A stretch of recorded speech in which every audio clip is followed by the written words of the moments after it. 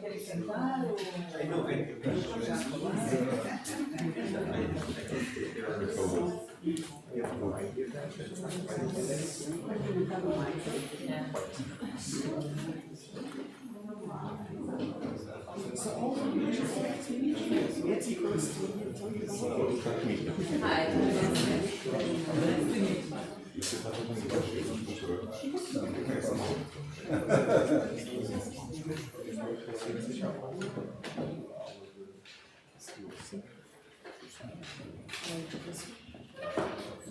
Okay. Good morning, everybody. Thank you for coming. This is a very small meeting, but very focused on open science, digital archives, and institutional repositories. And I want to thank you, all of you, for coming and being here personally.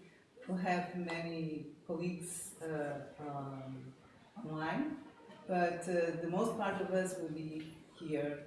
So after pandemic, this is a very good occasion to meet again and to deliver hugs between us. So I'd like to introduce you the rector of the University of Aveiro, Professor Paulo Jorge Ferreira. He will be the guest person to open this meeting. No, I'm just introducing you. Professor Helena Marinho, she is the coordinator of our Institute of Ethnomusicology, Research Center for Music and Dance. And we are here, I'm here also as on behalf of the ICTM National Committee. Cristina Cortes, she is the director of this wonderful house, the library of our university, and she'll close this open session. So the floor is yours. Well, thank you for the kind introduction. Everybody has been presented, so I won't repeat. Vice Rectors, Alexandra and Artur, thank you for coming today also. Salva, this house is your house also. Thank you for being there, all of you. You made this event possible. Thanks for being on that side. I have a 30-minute speech prepared, so I'm glad that you are seated. The point is, when I started doing research, openings were usually the most boring part of the workshop or the conference, so I'll try not to add to that burden. But it's unavoidable for me to stress how important, timely, and interesting or inspiring the subject of today is. You are dealing with open science, and this is something that we are discussing in very different contexts nowadays. We are in a public institution funded to a great extent by public funding, paid by taxpayers. So we regard the outputs of our work, of our endeavors, as something that is also a public good. And public good is not for keeping in a safe. If it's public, it's to be available for others, for browsing, for use, for study, for research, to further whatever we have been trying to do first. This is a challenge, however, for many reasons that you know, and I won't detail, and it's a challenge in this area too. I would say it's especially a challenge in this area too. There are issues related with archiving, the very nature of data, the rights of the individual, what is data when we are dealing with traditional music or dance, where do the rights of the individual stop and the rights of the collective start to emerge? What are the data protection rights of each party involved? How do we keep memory of all that? And how do we make sure that it reaches the future generations, how it survives evolving technology? So there are a number of issues here that I'm an engineer, that are very difficult, that are very social pressing, and I'm very glad that you are addressing. So from the bottom of my heart, thank you for doing this, and I wish you all very good days at work. Thank you.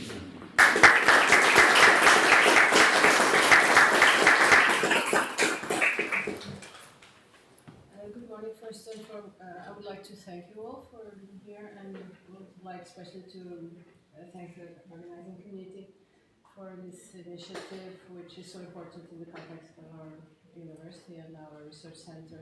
Since archives and repositories are a matter that has that we are passionate about, I would say, because has been the focus of many researchers and projects within different areas in the scope of music research. I would say that musical practice is dialogical, it's relational in wonderful ways.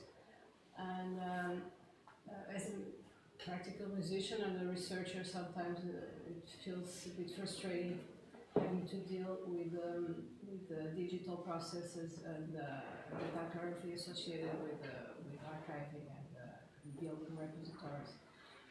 There are many problems, as we all know, which range from the obsolescence of some platforms, programmed obsolescence, sometimes, which is even more frustrating. The challenges of copyright, for instance, data protection, all these are issues that are very relevant and make our area very different from other areas. It's not the same thing to handle, let's say, mathematical data on an Excel spreadsheet or deal with artistic practices that artists are very protective of, regarding not only intellectual copyright, but also the need to not expose what they don't want to expose. And all these perspectives should be measured, considered, and are very pertinent when we are dealing with the types of researches and projects that will be presented in this conference.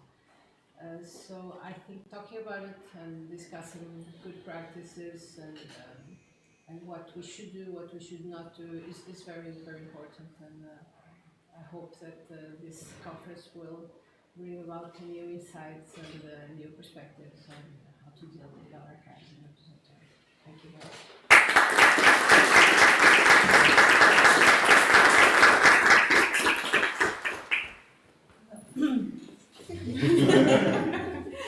Just a few words. Thank you so much for having you here. Okay, I would like only to have a little point.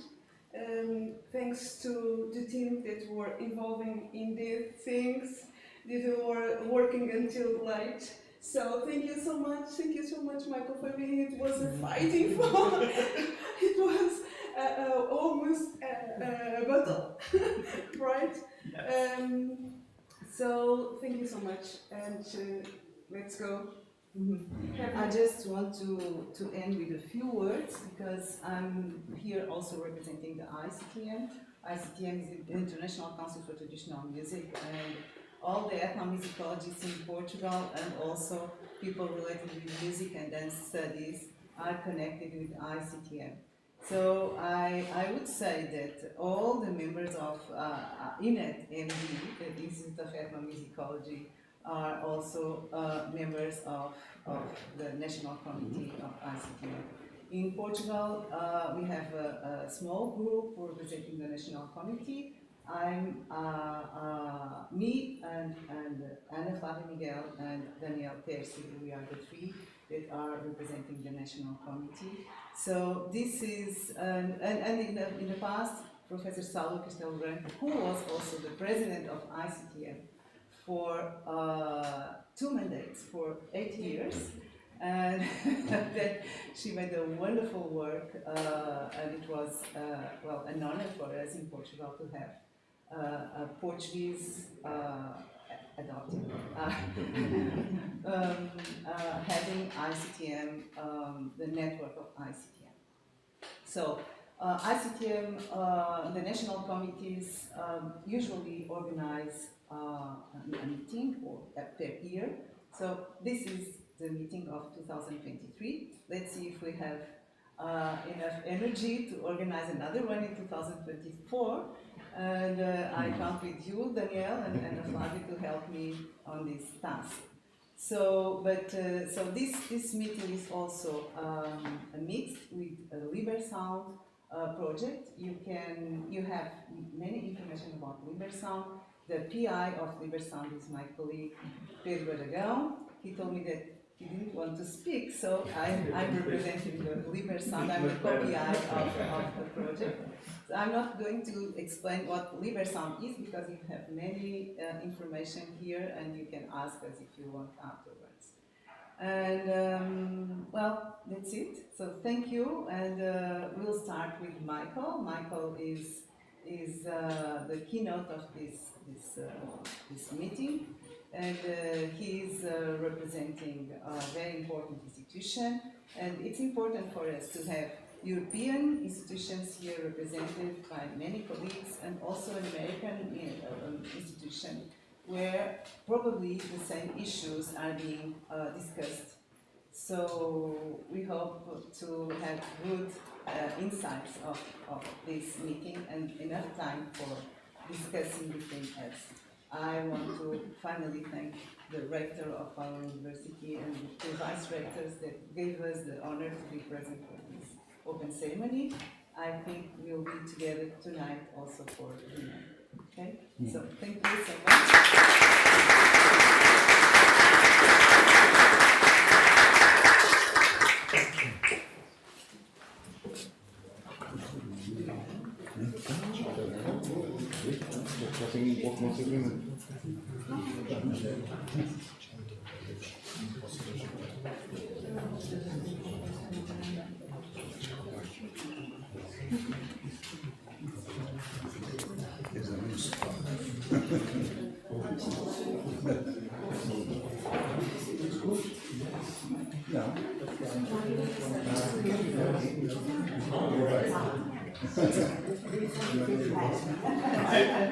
Thank you.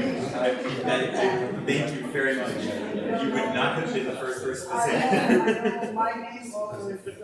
Oh, I'm sure. You're not so I thought I would make sure. I thought it was fun, but I wanted to make sure. Thank you. Oh, of course. Fantastic.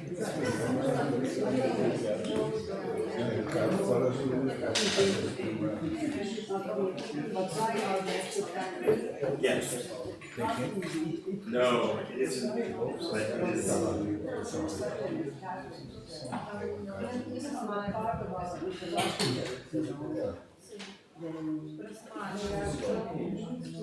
certain paradigm.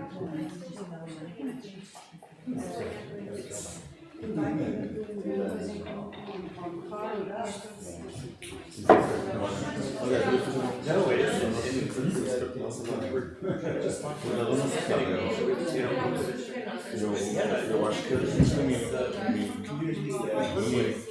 We have created exhibit working experts to demonstrate that we as institutions are trying to do things differently. Yes, and you also, it's like your professional. Yes. It's very much what I'm working on. And you just said, you're not but also to be especially saying you are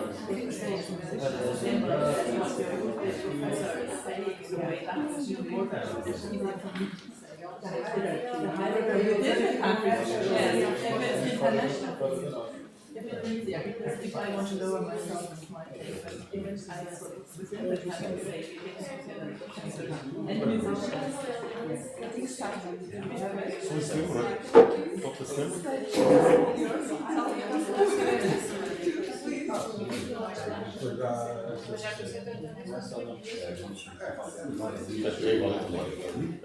Hello everyone. I'm really delighted to be here, and thank you, Susanna and your team, for organizing this wonderful conference.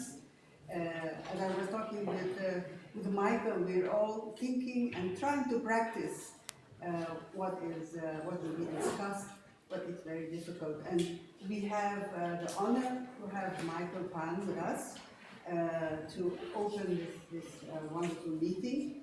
He's the director of the archives at the American Folklife Center within the Library of Congress since May 2022. And we all know that this is a top-notch institution, not only in the US, but in the world. I had the pleasure and the honor of visiting a number of times and being in touch with several colleagues there, and I know a little bit from the inside how much work is being done, has been done in the past and is going on, and now a new paradigm is being implemented. So a little bit about Michael's career. He began his archival career in 2001 at the Smithsonian Center for Folklife and Cultural Heritage as project coordinator, and we know, all of us know, many of us know what this means. And the project was Save Our Sounds, the first digital audio preservation project ever at the Smithsonian, which is kind of surprising, you know, because my idea of the Smithsonian that you've been all of these years working on saving, right? In 2003, he moved to the Smithsonian National Museum of the American Indian as an audiovisual media artist. Over the next 19 years, Michael worked on numerous community engagement projects, including the preservation and return of 11 ethnographic silent films made in 1923 to the Pueblo of Zulu. In 2014, Michael became the National Museum of the American Indians Head of Archives and Collections Digitization, and led the archives through a fruitful period of increased access to its collections and increasing community engagement with Native American communities, researchers, and artists. There is much more to say, but I think I should leave the floor for Michael, and thank you so much for being here, and thank you for those of you who worked so hard to bring Michael to be here with us today.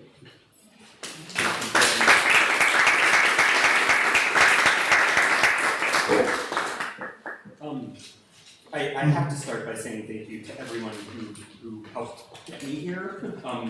The Library of Congress is a wonderful place, but we like to make things as difficult as possible, and I honestly was not convinced that I was coming here until about 4 days ago. So I'm so grateful to Christina and Sandra and Susanna and everyone for getting me here. It's such a privilege to get to speak with you today. As was mentioned, I'm relatively new to the American Folklife Center. I've only been there a year. In library time, that means that I am literally brand new. Apparently, at the library, you have to work there 10 years before you're not new anymore. So I have a long way to go. Prior to that, I worked at the National Museum of the American Indian, and so my professional experience has really been rooted in trying to be a better steward of documentation of indigenous peoples. And I've been thinking a lot about this because you know, the United States has its own colonial history, Portugal has its own colonial history, and we have different relationships with these indigenous communities. And so I'll be very interested to, I'm excited about the dialogue that's going to come hopefully out of this little talk I'm going to give, because I think I have a lot to learn from all of you. I hope to be able to share with you some information about some concrete actual tools to use for engaging in an ethical manner with indigenous communities. That's sort of what I'm going to, kind of, the later part of what I have to say is going to be about. So, first of all, just to get it out of the way, I'm going to use words like Native American, American Indian, indigenous. They're kind of interchangeable, so please forgive me if I'm not consistent, but they all essentially mean the same thing. I'm kind of curious, have any of you attended a conference in the United States recently where somebody gave a land acknowledgement when they started? Does that?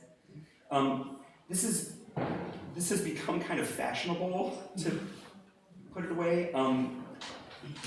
I have mixed feelings about land acknowledgements. I think they're I think it's an empty gesture unless an organization or an institution actually changes their ethics and their practices to meet the sort of obligation that a land acknowledgement is a statement of. But the library just approved land acknowledgements for us to use as staff, and so I think it'd be interesting to start with a land acknowledgement, just because this is my first opportunity to do it. I mean, obviously, I'm not on Native American land right now, but I think it's an interesting statement, and it talks about the obligations that we have to communities. So here, I'll just say, situated near the confluence of the Potomac and Anacostia rivers, the Library of Congress, the National Public Library, acknowledges the sovereignty of the Native nations of the United States.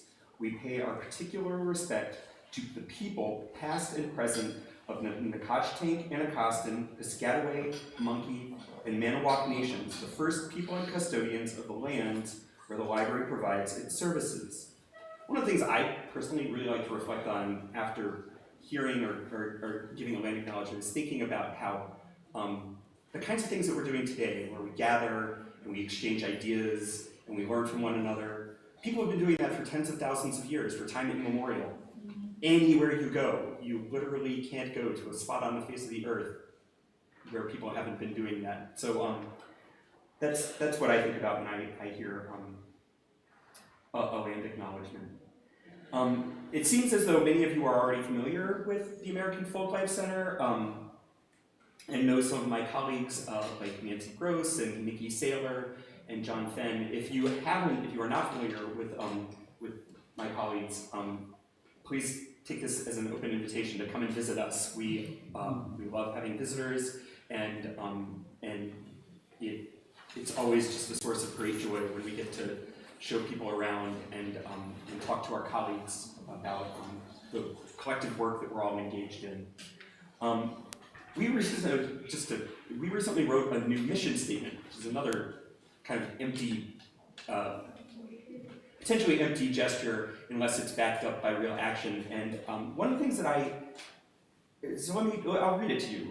The American Folklife Center documents and shares the many expressions of human experience to inspire, revitalize, and perpetuate living traditions. Designated by the U.S. Congress as the National Center for Folklife Documentation and Research, the Center's stewards archival collections, creates public programs, and exchanges knowledge and expertise. The Center's work encourages diversity of expression and fosters community participation in the collective creation of cultural memory. Our previous mission statement had been focused a little more on how we were the biggest and had the most, and it was very inward. It was very much about us as opposed to being about our collections, and that the purpose of our collections is to share them and for them to be a source of inspiration, a source of creativity, a source of cultural revitalization for communities that have been disconnected from their traditions. And so I think it's easy to forget about, in particular when we're talking about indigenous people, when we say we have the most, we have all of this documentation, a lot of times what we're actually saying is somebody came and documented your community and took it away and hid it in an archive, and we're that archive. And so I like that we have shifted our emphasis away from talking about the stuff to talking about the people. And I think that represents a direction. So right about the same time, so I've said it several times, I started a year ago. Nikki Saylor, Nicole Saylor, who had my job before me, is the new director of the American Folklife Center. She started 3 days after me. So she, I think, is setting a little bit of a new direction for us, which I'm excited about. I think the American Folklife Center has always been focused on people. But I think Nikki has some interesting ideas about how we can take that commitment that we've always had and act on it even more. One of the things that I'm going to talk about, so just to sort of prepare you, I'm going to talk a little bit about archives and museums and the challenges that they present in the context of documentation from a variety of different kinds of cultures, the sort of spectrum of human experience. And then I'm going to talk about some tools that we have to be more ethical stewards of that diverse documentation.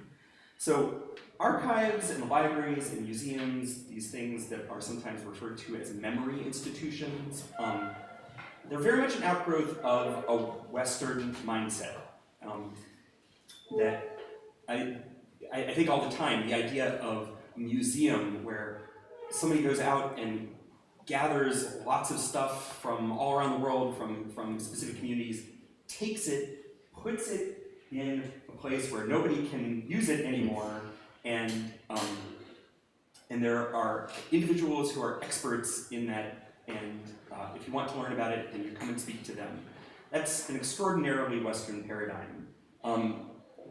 The idea is, so Western knowledge systems tend to be very linear, they're based on sort of the accumulation of knowledge and experience, and authority is vested in experts who have spent years studying sometimes extraordinarily specific topics.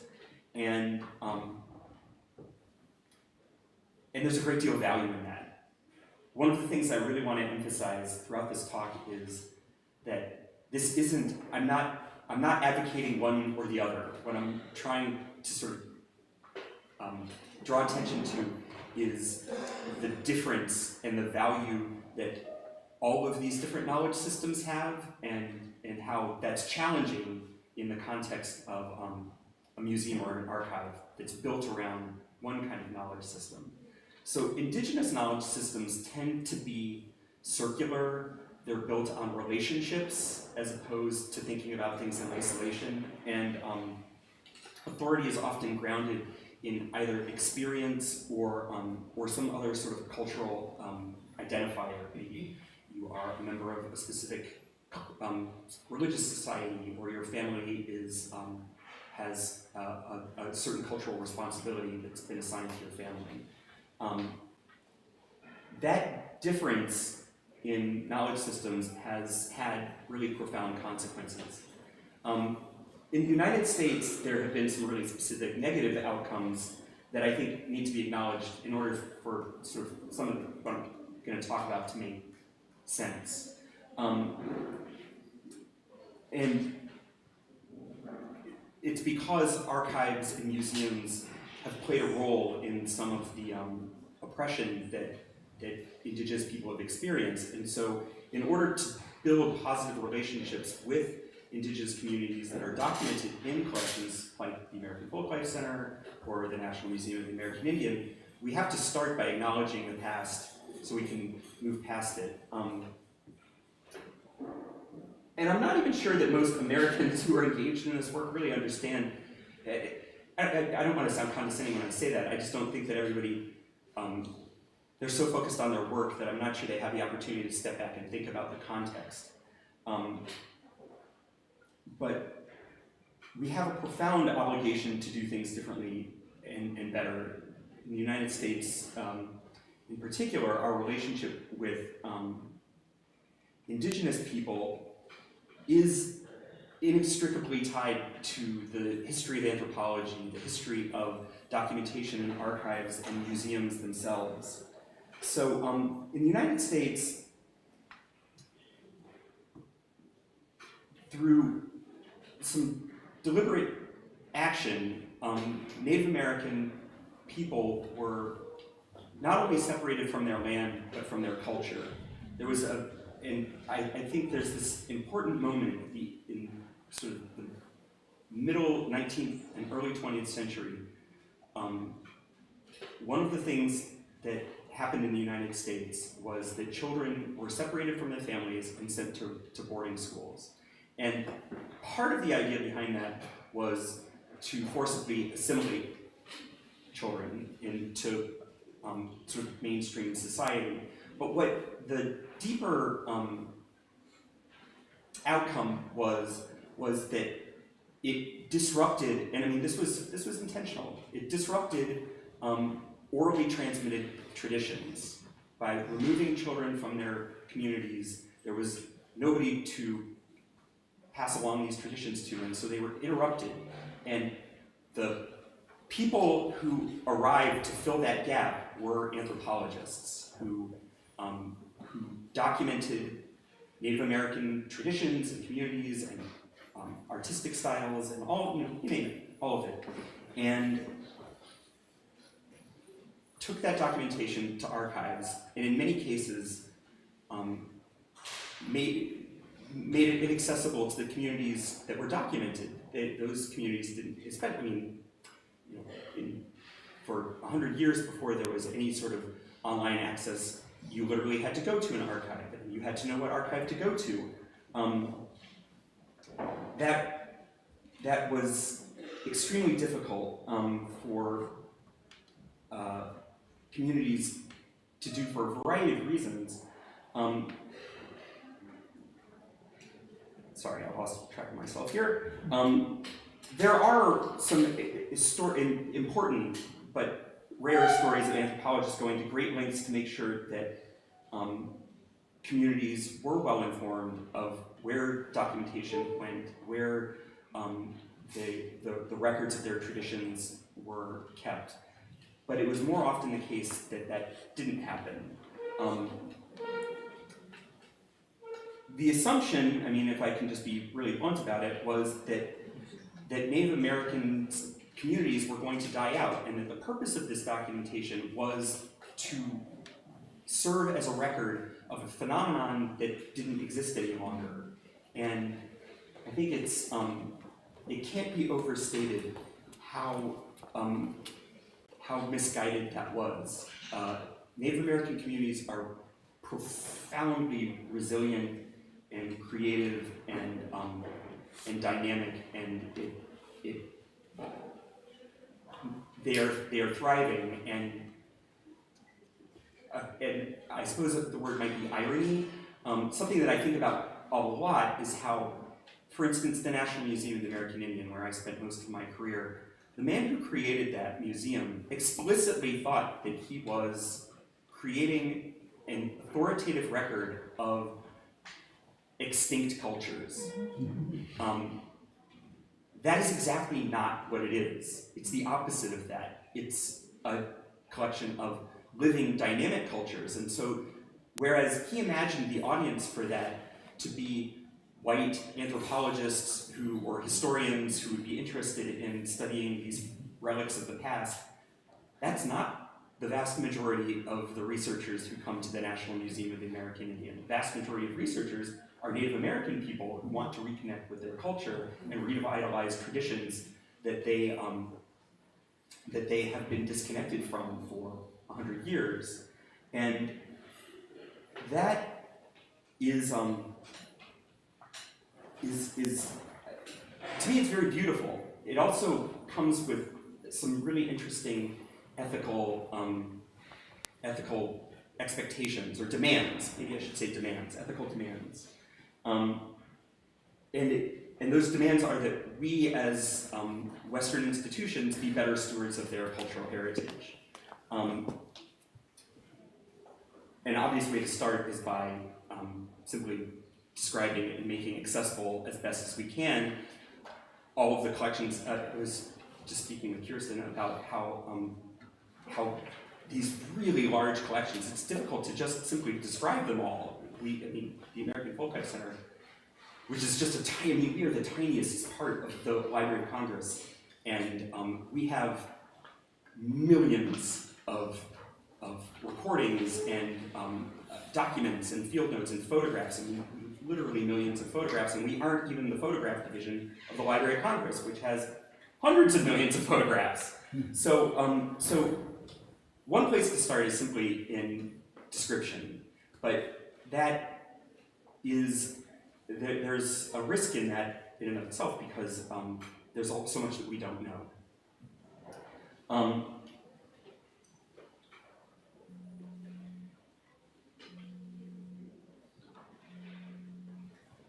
And it's also difficult, the resources demanded to describe these collections are kind of vast. We are extremely well-staffed. I often think that when I complain about things at the Library of Congress, I try to stay very aware of the fact that I am complaining about luxurious problems. They're the kinds of problems that people would love to have. But nevertheless, it is, they are problems. But if we are going to be the kinds of social justice institutions that I believe we aspire to be, that the purpose behind maintaining all of this documentation, the purpose behind making it available to communities again, is a social justice mission. It is about allowing communities to fully express themselves, for their traditions to be dynamic and grow. I think that there is all of that is built on a foundation of social justice. And if we are going to do that, then we have to think about how to steward these collections.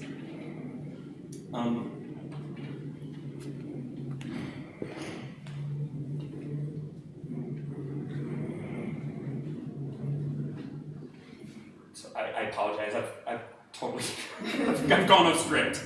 But to kind of get back on to my script, one of the things that a lot of libraries and archives are doing right now is they're providing copies of recordings or photographs or field notes, whatever documentation they can, back to indigenous communities. And I hear people refer to that. I don't know if this is a term that you're familiar with. I'll be very interested to hear if you've heard people talk about digital repatriation. Is that a phrase? I'm not a big fan of that phrase, to be honest with you. Repatriation, at least in the US context, has a very specific legal meaning. And returning digital copies of audio recordings is not what repatriation is. Repatriation is returning something, removing it from your collection and returning it to the community where they become the legal custodians of it and they can do what they want, which often, to be completely candid, is putting it back in the ground where it was taken from in the first place.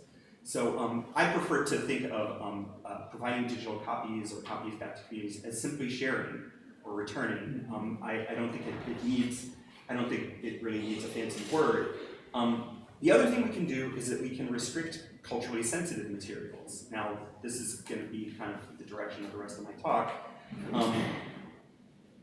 We can restrict culturally sensitive materials. Of course, that means that we must know what materials are culturally sensitive. In some cases, there are things that are so sensitive that were so, that it was either so unethical or offensive to have recorded that it does merit what I would call de-accessioning, where we remove it from our collection, return it to the community, and they can do what they want with it, which is often destroy it. That's very, very rare. That almost never happens, and for a variety of reasons. One is that even these it's usually ceremonies. It's something of a religious nature that was recorded or filmed, and it shouldn't have been. In some cases, that documentation was made under unethical circumstances. However, it is now the only documentation of that tradition, which there may be an oral transmission of it within the community, but there's no evidence of it. The practice of it may have ended, and so even if that recording was made, it was a bad thing to make that recording. Now that it exists, it is, in many cases, a real resource for those communities. It needs to be managed in a very specific way, but it is a resource, and the best thing that we as cultural institutions can do is to ensure its longevity and to restrict access to it, to make sure that the right people can access it, the wrong people don't, and that it lasts. Even the most wealthy and culturally engaged Native American communities rarely have the kinds of resources that a place like the Library of Congress or the Smithsonian has for stewarding audio recordings. Wax cylinders are a great example. Wax cylinders are, they're just phenomenally fragile. I mean, many of you are ethnomusicologists, and I don't need to tell you, but if you take a wax cylinder, so the Library of Congress has this incredible facility, which I hope all of you will come to visit, and that I'll have the opportunity to take you there. But I can't overstate what an extraordinary place it is. But one of the things that makes it extraordinary is there's this facility for the storage of wax cylinder recordings. And just the American Folk Life Center, it's funny, we were audited right when I started and I had to figure this out. So I can tell you that we have 7,297 wax cylinder recordings of Native American content. And they're all there. And that's the best part is I was able to show that we counted them all and they're there. But they're stored in a room that's at 58 degrees. And if you take one of those cylinders out of its box and put it in your hand, the difference in the temperature in the air in your hand will cause the wax cylinder to crack. They're that fragile. Literally just touching them is to put them at risk.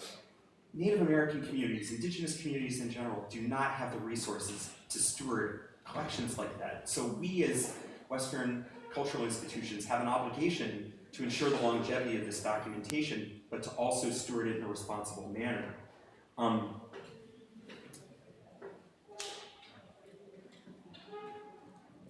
So you've probably gotten the sense that I feel very strongly about this, that if you work in cultural heritage in the 21st century, you've simply kind of committed yourself to working in a social justice domain. That's what we do. But it hasn't always been the case that that's been the mentality, and the fact that that is the mentality now, I really want to credit indigenous activists, Native American activists in the context that I work in, for really driving that change. Cultural institutions weren't going to change on their own. The change had to come from external pressure, and much of that came from Native American activism. The National Museum of the American Indian itself was created out of Native American activism. There was a huge collection. The Museum of the American Indian was a private museum that had a collection of over 850,000 objects from throughout the Western Hemisphere, a collection of almost 500,000 historic photographs, important ethnographic films, and in the 1970s, that institution simply ran out of money, and the collection was going to be dispersed. It was going to be, there was a point where an American businessman wanted to buy it and make it part of an amusement park. I have to admit, I wonder, that's so outrageous. The idea of that is so outrageous that there's part of me, I mean, obviously I don't know that man, but I wonder if he proposed that in order to drive the conversation further, because it really wasn't until he proposed that. He went on national television and suggested it. And I think that was so outrageous to even people who didn't necessarily think about these things, that it really got people's attention. And so the Native American activism that had been happening for decades finally really got traction in the mid-1980s, and that's when that collection became part of the Smithsonian. In 1990, the legislation was passed. In 1994, the first public space for that museum opened in New York. In 1999, a purpose-built facility for the collection was built. That's where I worked. It's a place called the Cultural Resources Center. And it's about 7 miles outside of Washington, D.C. It's a really extraordinary place. And in 2004, the National Museum of the American Indian opened on the National Mall. None of that would have happened without activism by Native people. So I think that a lot of the changes that we have seen in the past 25 or 30 years in the management of cultural institutions has come from indigenous activism. And it's made explicit that we have a different kind of set of obligations now.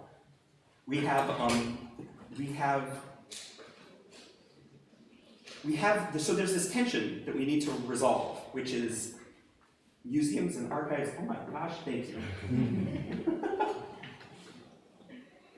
It's like she read my mind. Thank you.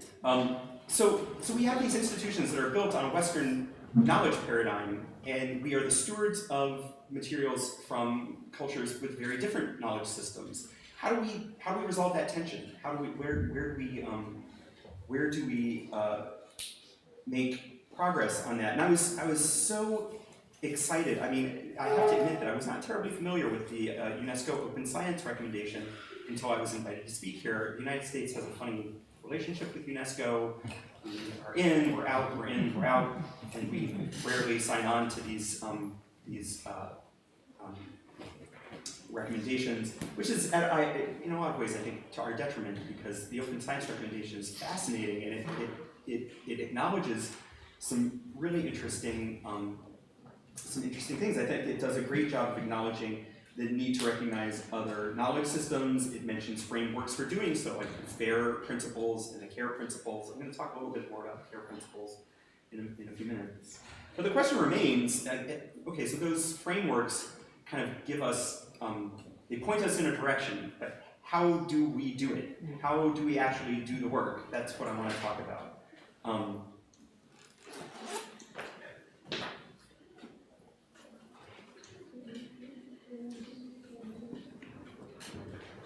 So the first thing is that it has to be done in partnership with communities. We can't, it would be simply a new and different act of sort of colonialism to impose a new paradigm on how we manage indigenous communities' collections if we don't do it in partnership with them. And if that's going to happen, then we have to start from by building a foundation of trust. And that is a lot of work. Trust building takes time.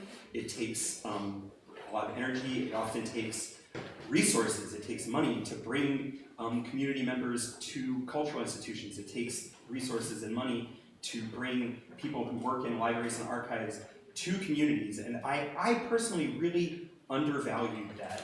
It's something that I want to sort of own up to.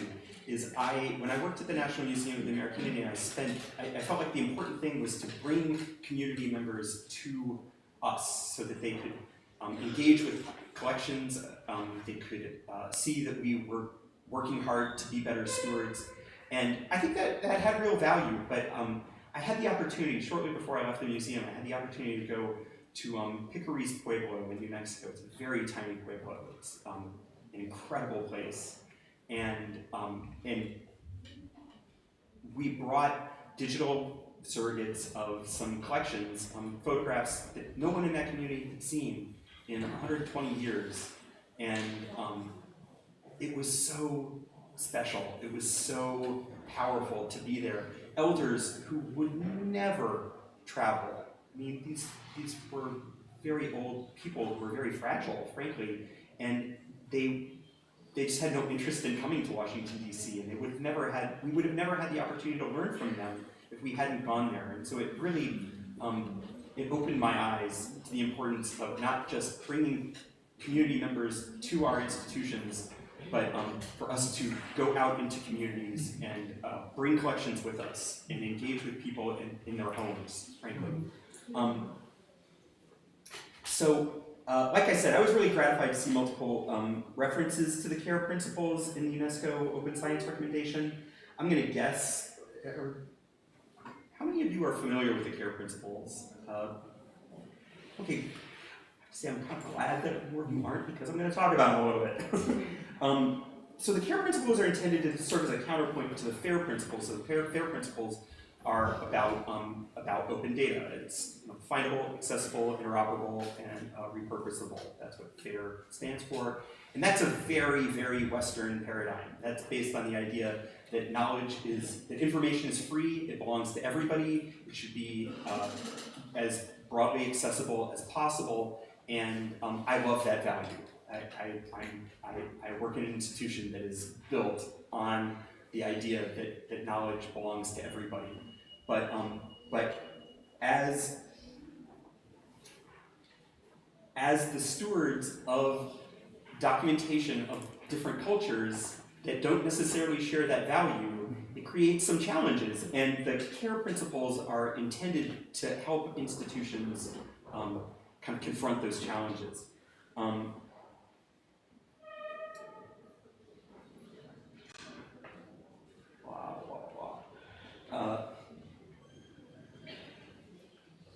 So the CARE principles are built on the concept of indigenous data sovereignty.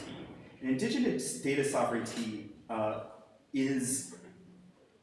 it reinforces the rights to engage in decision-making in accordance with indigenous values and collective interests. Just as a very quick recap, what the CARE principles, which go into kind of greater detail than I'm going to, that abbreviation stands for collective benefit. And that's interesting. I was at a talk where an indigenous person took great issue with that concept of collective benefit because he inferred it to mean collective benefit, like for cultural institutions and mainstream society. And I don't think that that's what is really implied by collective benefit within the context of the CARE principles. I think that it is collective in the sense of communities and cultural institutions working together. It must be interpreted to mean the benefit of all members of the community or cultural group in question. Otherwise, archives are going to continue to claim a stake in ownership of cultural documentation while in the same breath claiming to respect indigenous sovereignty over knowledge. Those two things are in tension, and we have to decide which way it's going to go. I think in the context of the CARE principles, it only makes sense to privilege the communities the documented community. So collective benefit, authority of control. So this again is about it's about sharing authority. This is something that cultural institutions find very difficult. I work at the Library of Congress, and people look to us as a voice of authority. The Smithsonian is a place that people look to as a voice of authority. And what we are saying, what the CARE principles call upon us to do, is to share that authority with communities, indigenous communities. And that is very challenging from an institutional framework, but it is what we are committing ourselves to. Because the other two pillars of the CARE principles are responsibility and ethics. So these are values that I believe most people working in cultural heritage today can appreciate, but they don't necessarily tell you how to act. They just say what you should do, they don't say how to do it.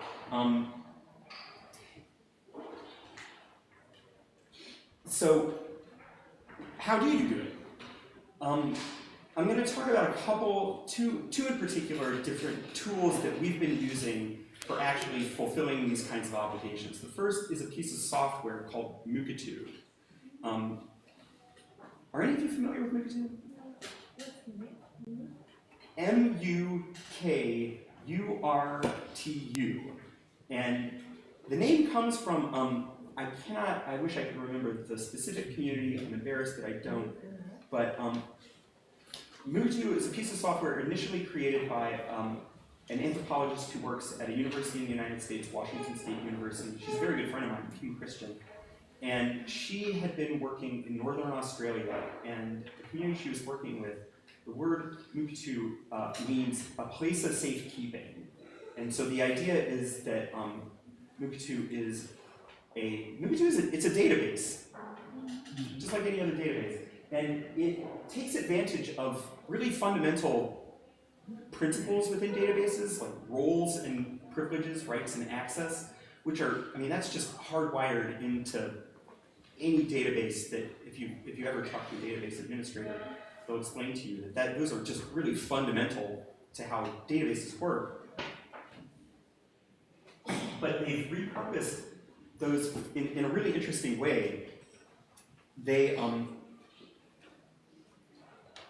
in the context of Muketu, so just to back up, Muketu is a collections information system for native communities, or frankly any kind of community, but it's really targeted at indigenous communities, to aggregate collections information and digital content from cultural institutions all over the world that have information about their communities. This is one of the things that I think is really challenging for indigenous communities, is this kind of phenomenon that I would call the archival diaspora.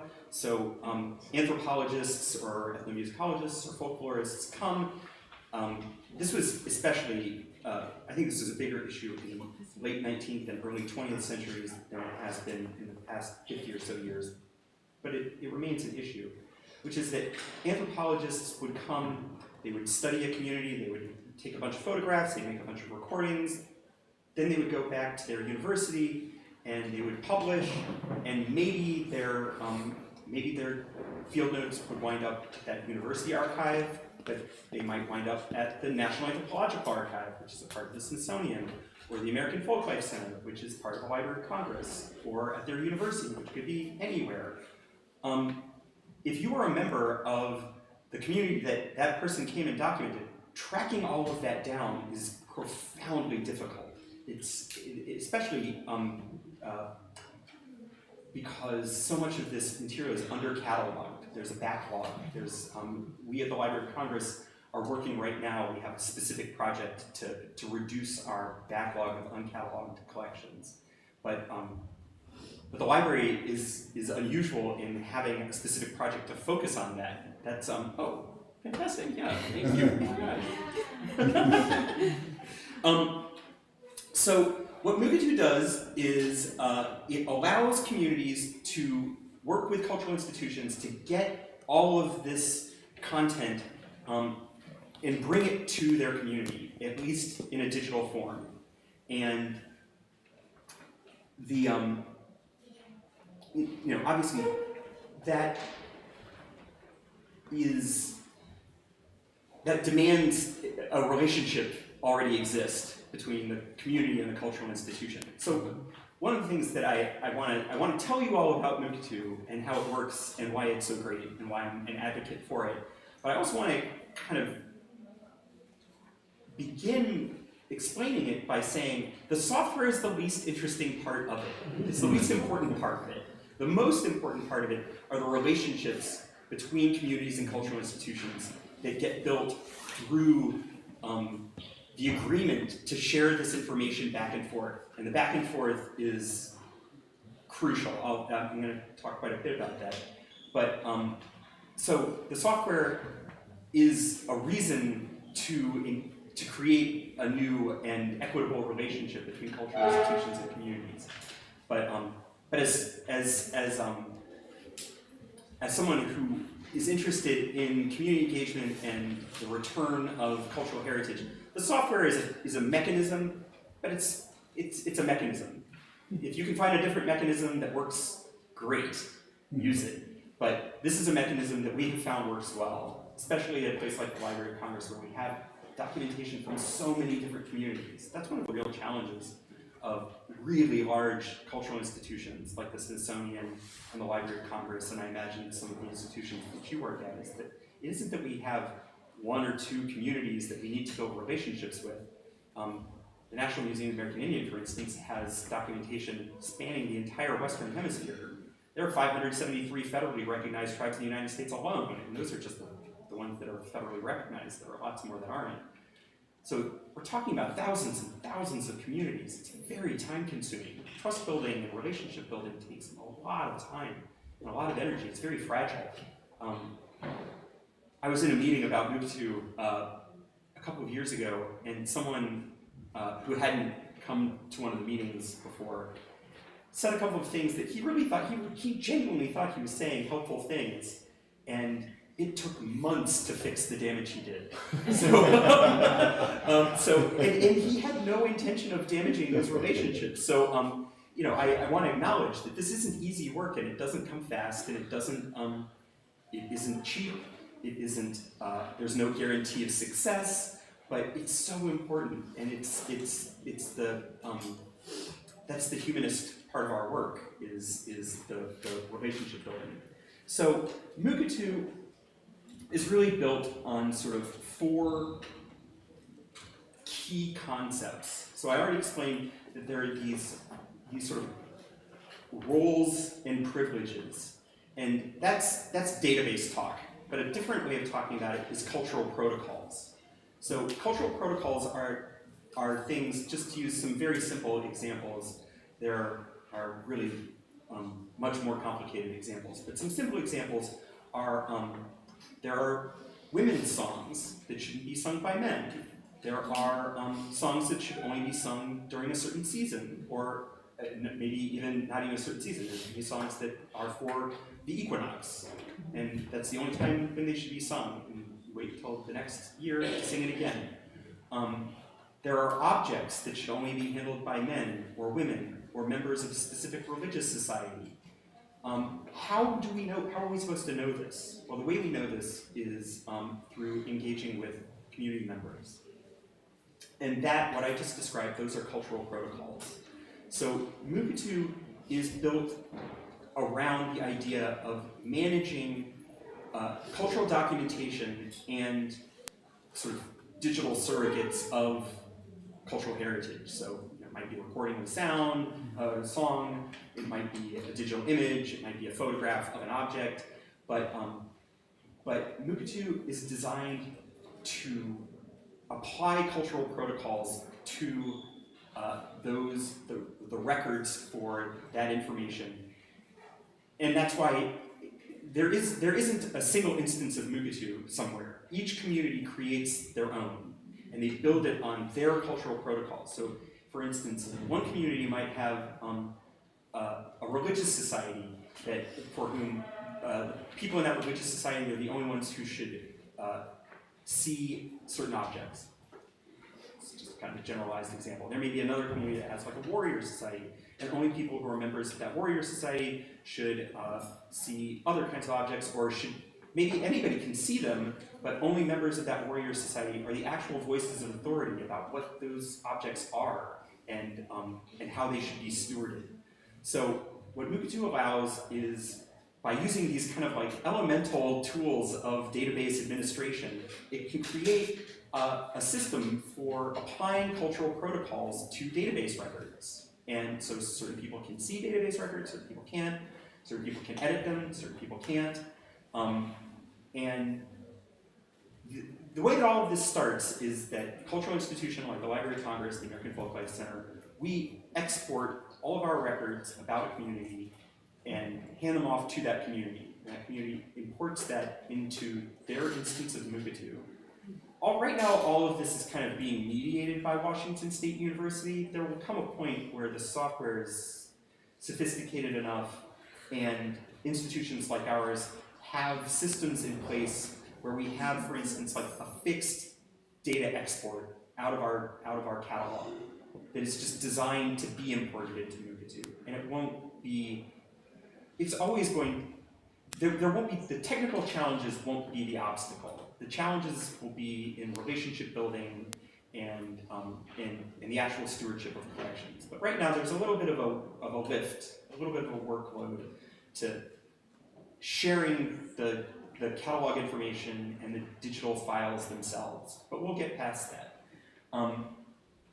The second pillar of Mukutu is community records. So once we've exported our description and our digital images, and we've shared it with the community, and they have it in their instance of Mukutu, and they have applied their cultural protocols to it to ensure that people don't see things they're not supposed to see, and people do see things they are supposed to see.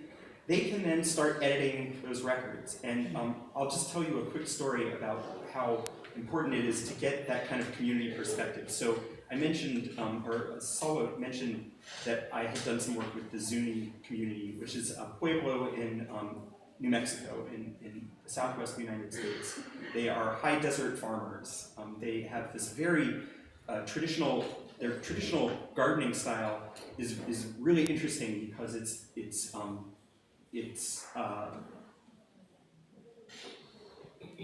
something that developed over thousands of years in a very arid environment. And then that tradition was kind of lost for about 100 years.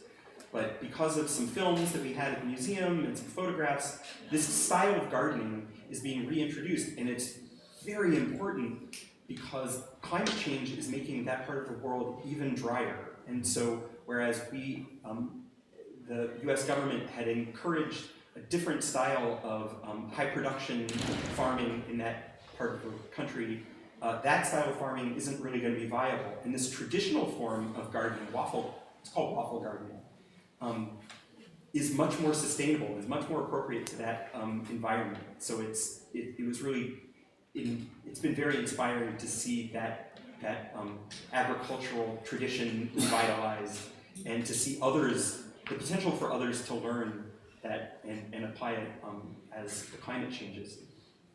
But the point is that these people live in the desert, and they're not, well, so there's a funny story about a man named Kim Eno, who used to be their museum director. He went to the British Museum and was looking through all of their Zuni materials, and there was this little object. He was like, what is this? What does your catalog record say this is? And they're like, oh, that says that it's a net sinker for fishing. He's like, okay, it's not. We don't fish. We live in the desert. So my question to you is, can you tell me how many people have written their dissertations under the impression that this is a net sinker? Because they're all wrong.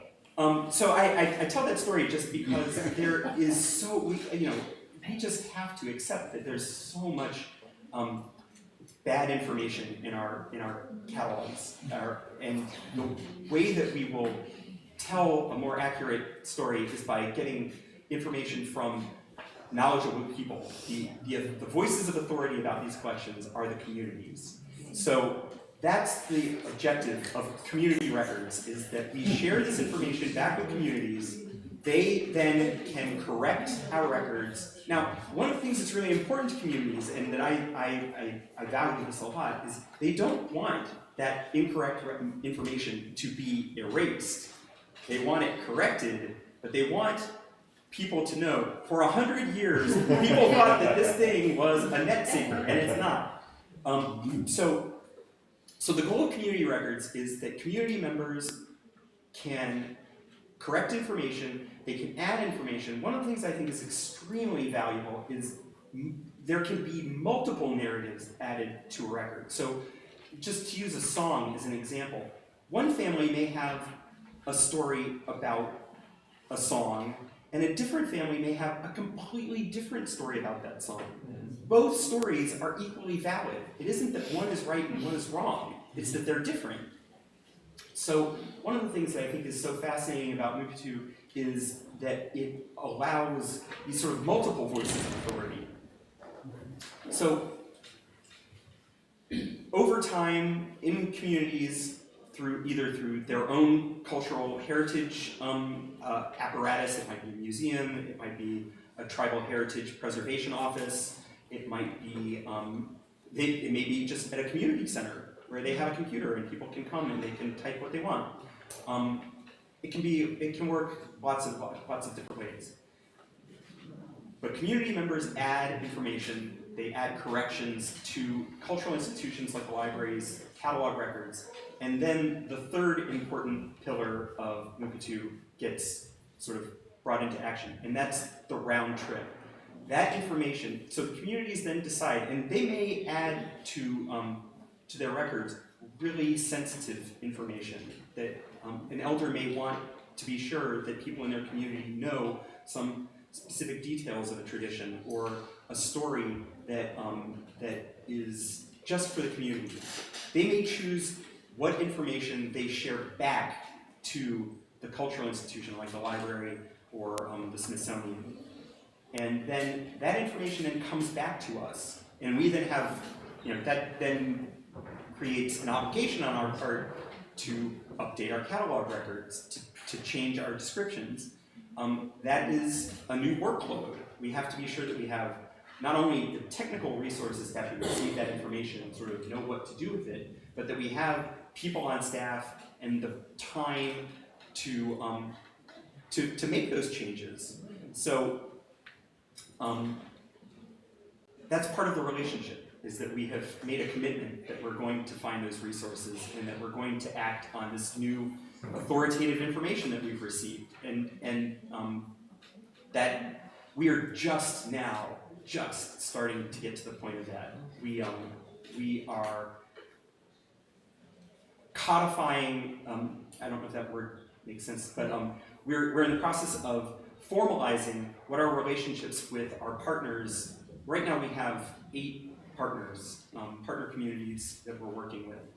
And we are in the process of reviewing memoranda of understanding. So that it's a kind of, it's not exactly a contract, it's a kind of agreement. It's a formal agreement, not necessarily legally binding, but a formal agreement between either a tribal government or a tribal cultural institution. In some cases, we're working directly with tribal governments, like in the case of the Penobscot Nation in Maine, we're working directly with their tribal preservation, cultural preservation office.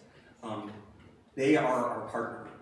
And in the case of the Ojibwe, we're working with a cultural institution, or maybe a better example is the Hoona, which is a community in Alaska. We're working with the Hoona Heritage Foundation, which is a museum, it's a cultural institution. It's affiliated with their tribal government, so the tribal government has vested authority in them to actually enter into this agreement with the library. But we're in the process of entering into these formal agreements, but the formal agreement just sort of documents or solidifies the work that we've been engaged in for years and years already. We only got to the point of needing these documents because of all the work that we've already done. So, we need to figure out exactly how we're going to integrate this new information into our catalog records and work with these community partners on how we will present that to the public. So the fourth pillar of Mukutu is something called traditional knowledge labels. And this is, are any of you familiar with traditional knowledge labels? One person, wow. Okay, I mean, I gotta say, there's one more person than I expected. Traditional knowledge labels are a project, there's an organization, and it only recently became a really formalized organization called Local Contexts. And prior to that, it was just a handful of people with a really good idea who hadn't formed an NGO, but now they have. Kim Christian, one of the person who created Mukutu, is one of the people who was involved in creating traditional knowledge labels. So, traditional knowledge labels are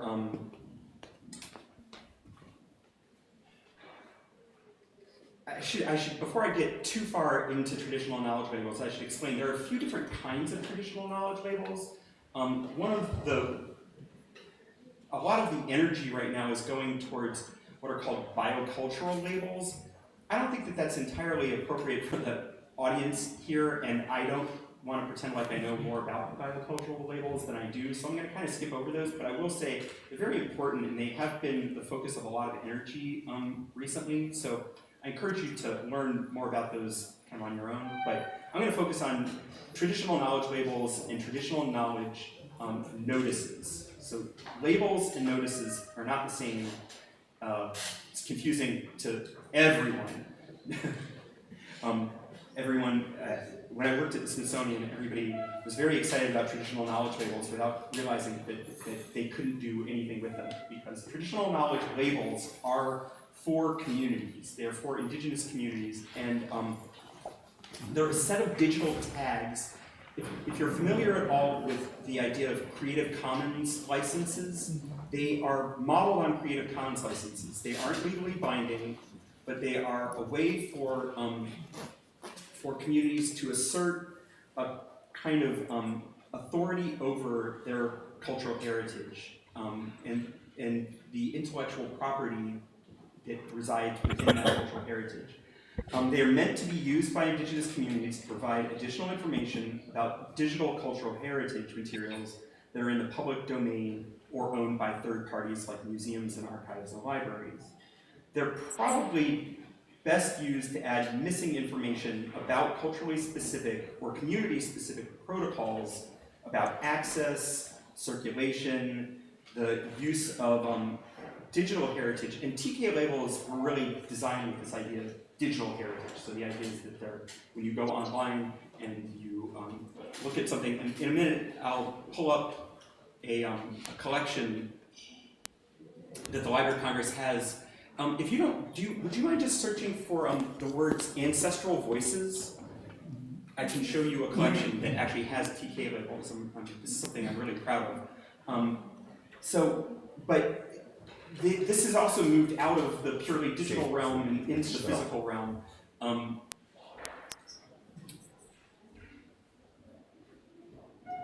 Yeah.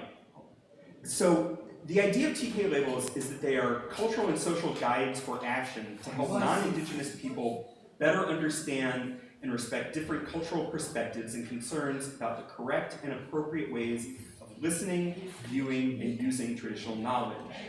Labeling can help correct historical mistakes. It adds missing information in the form of cultural protocols, like I said, for access and use, and provides local knowledge about cultural heritage materials. It helps inform different... Oh, whoa, that's not what I'm looking for. I'm so sorry. Yeah, if you look for Education Library comments.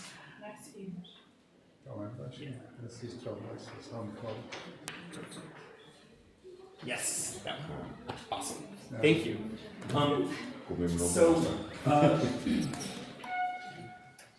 So TK labels make it clear, so traditional knowledge, TK, they're just often called TK labels, make it clear to that Indigenous communities are the stewards of materials regardless of Western legal structures.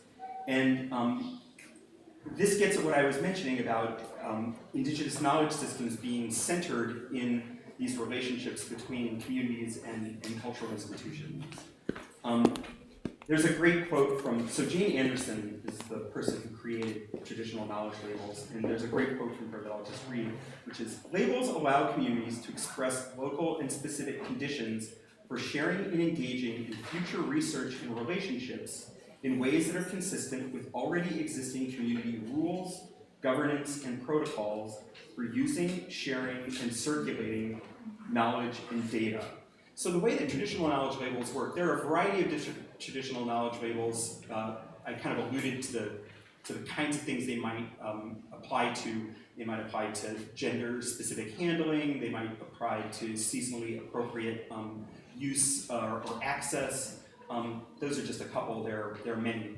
But the idea is that communities author the text of these labels, and they can then choose to share that text with cultural institutions that they are working with if they feel like their relationship with that cultural institution has reached a point where that's an appropriate step to take. But I sort of can't emphasize enough, the intellectual property of the traditional knowledge label itself is the community's property. It belongs to the communities. It doesn't belong to museums or archives. And it is up to a community whether they choose to share that information with us or not. Sort of the kind of inversion of that are notices, which are, they kind of look like TK labels, but they are ways for Western cultural institutions, or any cultural institution, to sort of broadcast their intent to work with Native communities. There are only three kinds of notices. One is open to engagement, which means we have this collection, we know that we don't know everything about it, and we are interested in engaging with the community from whom these materials derive. So it's sort of like saying, our heart is in the right place and we're ready to do this work. Another label is attribution needed, which is a way for cultural institutions to say, we know that we do not know enough about this, this material, so we need more information, and we are inviting knowledgeable people to tell us more. The third kind of notice which is the one I'm actually most familiar with,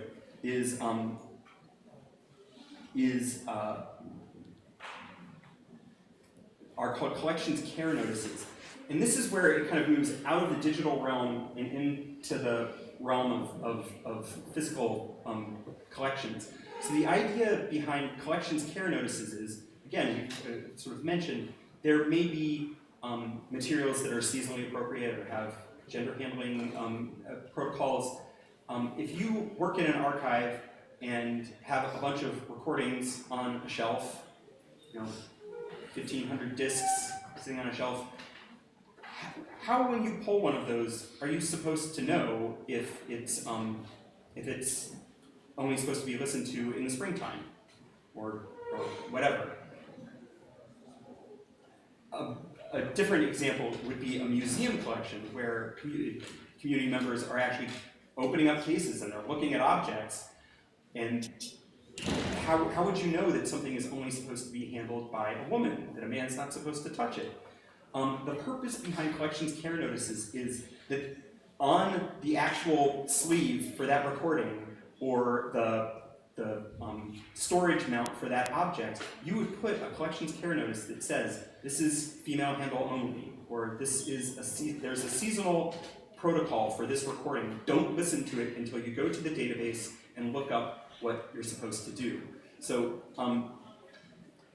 one of the last things I did before I left the National Museum of the American Indian was work on these collections care notices, which like I said, I'm really proud of that work, in part because it takes this this really important. I think TK labels are such a useful tool, but all of that lives online. It lives in a database. If you are actually interacting with physical collections, unless you have a computer right next to you and a database open to the exact record that you need, you might miss a piece of important information about how to handle an object or a recording or a photograph. And so I'm very excited about collections care notices because I think they're really going to help people be better stewards in a very in the moment, tangible sense of stewardship. So the reason I wanted to pull up this collection, so Ancestral Voices is a collection at the Library of Congress. I'll tell you a little bit about it. It is the Jesse Walter Fuchs collection of Passamaquoddy cylinder recordings. These were the very first ethnographic recordings ever made in the United States. I'm not positive if they were the first ethnographic audio recordings ever made at all, but I know they were the first made in the United States. They were made in March 1890 when Fuchs traveled to Calais, Maine, and undertook what he considered to be an experiment in ethnographic audio documentation with the Passamaquoddy. And he recorded communities from Calais through Pleasant Point in Indian Township in Maine, St. Andrews in New Brunswick in Canada, and I have a bunch of information. It's not, well, that's not, I think we've got past that. So this collection has been at the library since the 1940s, and it is the only collection that the library has, and I'm just going to go over here and pull up.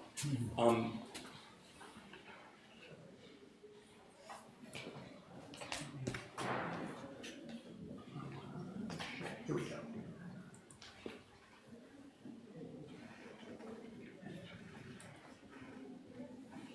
So there's a tab here, Rights and Access.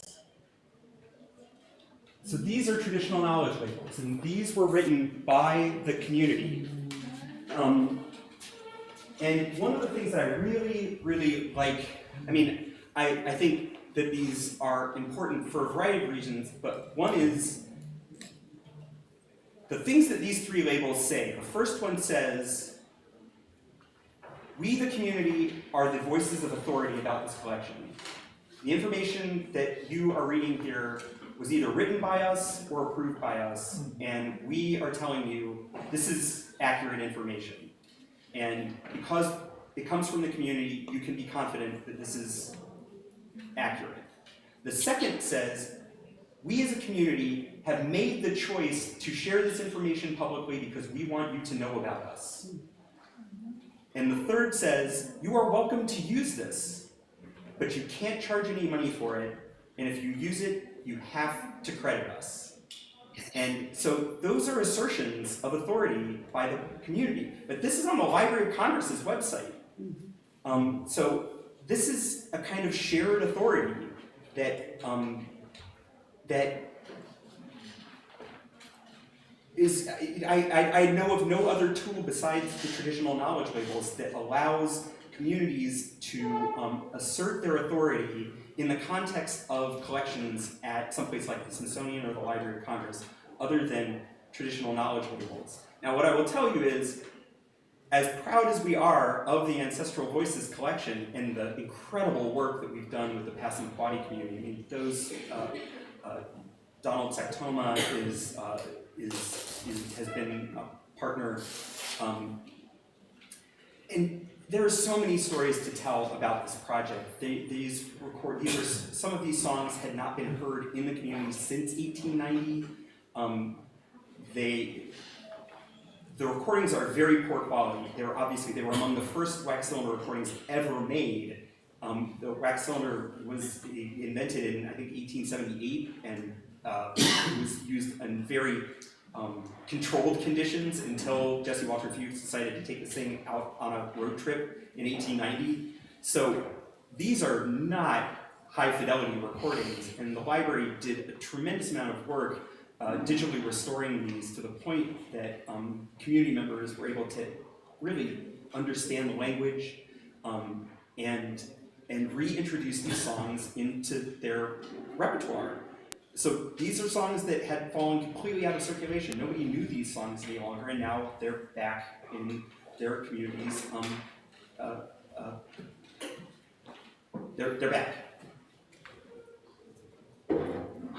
Okay. Sorry, I'm a talker. I'll wrap it up here. But what I want to say is, we're very proud of this. This is the only collection that we have that has traditional knowledge labels. And we are eager, and we finished this work a few years ago now. So we're very busy working with 8 other communities. Like I mentioned, we're working with the Hoona in Alaska, we're working with some Ojibwe folks in Michigan, we're working with the Penobscot in Maine. I could go on, but the goal, the purpose of all of that work is to create more online collections with traditional knowledge labels like this that are based on authoritative information that has been shared with us from the community, and the mechanism for sharing that information is Nukutu. So what I hope you remember, if you remember anything from what I've had to say, it's that there are practical tools for us to use as cultural institutions to really engage in an equitable manner with communities and to share our authority and to then share that authoritative information with the broader public, with researchers, with just people who are interested, and to start correcting some terrible misconceptions about indigenous people and to really rebalance our relationships as kind of these colonial institutions with indigenous communities, and to respect their sovereignty, not just in their daily lives and their land, but also in their knowledge and their authority over their traditions. So that's what I came to share with you. I hope that this was interesting, and I genuinely hope that that these are tools that you will at least investigate, if not use for yourself.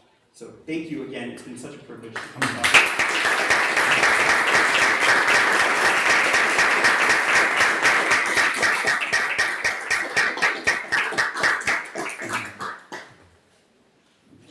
feeling we don't have time for questions. I'll be around to just ask. We're going to the coffee break? Yes? Yes, we go to the coffee break. The coffee break is upstairs. Okay. Okay? You must in the balcony, okay, you must go out, and it is here.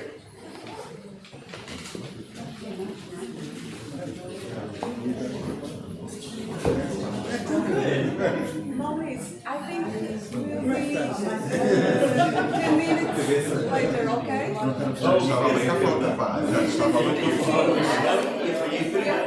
Now take a coffee break, okay? É o primeiro.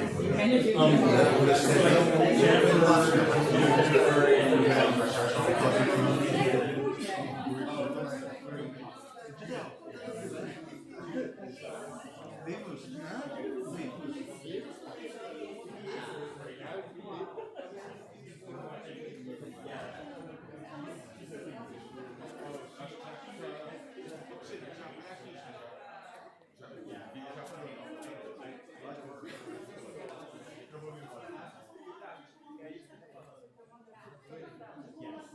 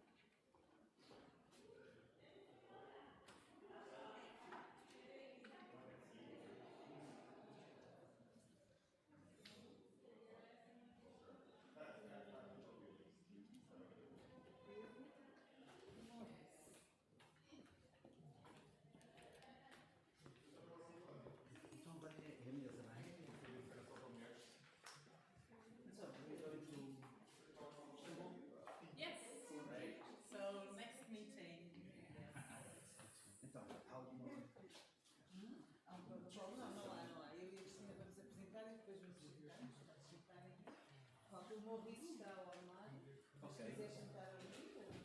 Não sei como vocês sabem fazer, são os chefes da dentro da casa. Pode sentar aqui ao lado. Certo.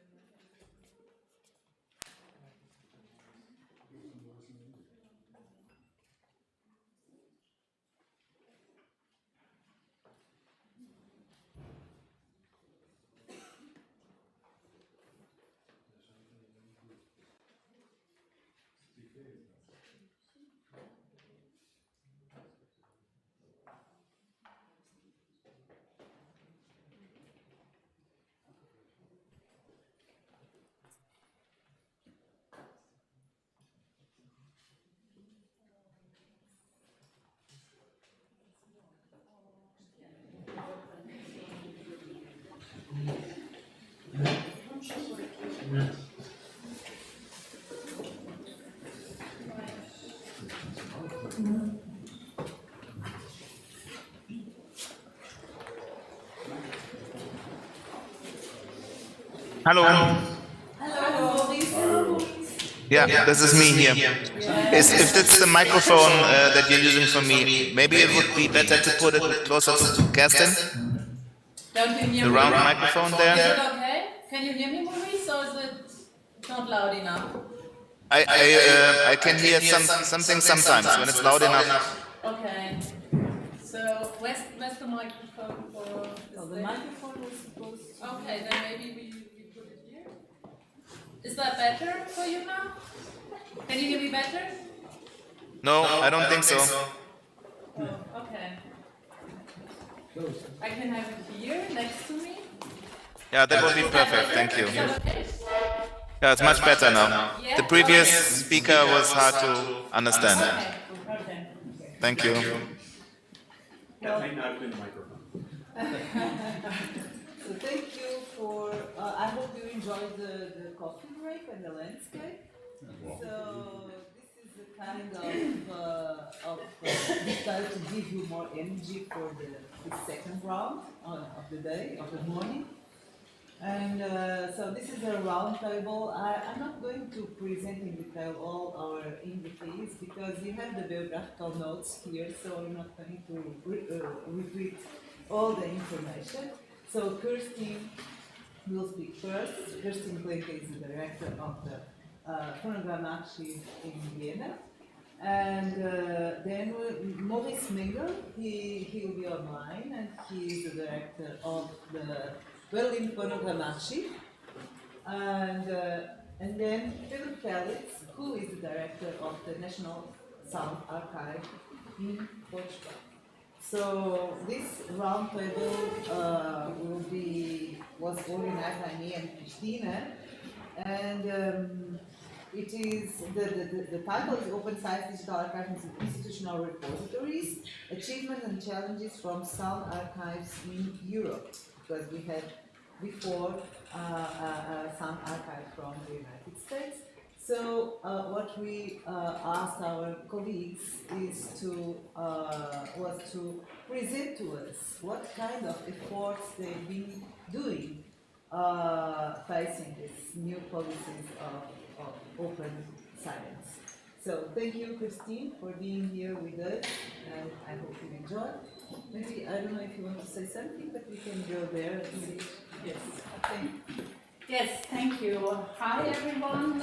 First of all, and thanks so much, Susanna, for inviting me. I think it's about a year ago, almost exactly a year that you came to Vienna on an Erasmus exchange, and Miguel was there too. And we had a wonderful time, and I think some of the questions were around already. I remember our first meeting, I think you said, what is data? And I thought, wow, that's a tough thing. We could probably talk for the whole week when you're here, when you were in Vienna.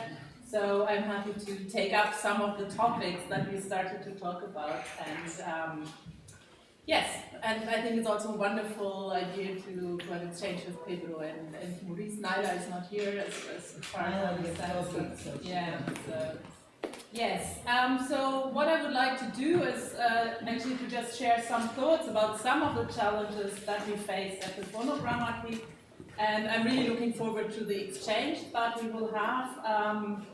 So this will be more about the challenges than about the achievements, I think, because it's more interesting to talk about challenges, and I think a lot of things that Michael already said, and I'm really grateful for that, will come up later when I talk, so I think there will be a good linkage. But first of all, I think that not everyone is actually familiar with the Phonogram Archive, so I will say a few words on that, on the background of the institution before I then go into the challenges.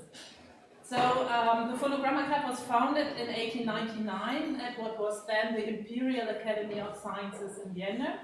It was an initiative from an interdisciplinary group of scholars, and their aim was to use the phonograph for the advancement of science. So if we think about it, basically already then there was a kind of open science approach in 1899. Because at the time of the foundation they had nothing to archive, so it was not that you have a bunch of things and then you think, oh well, let's put it in order. We all know that from home, you know, you have things piling up and then say, maybe I don't do a catalog, but I do some kind of ordering. So that was not what happened.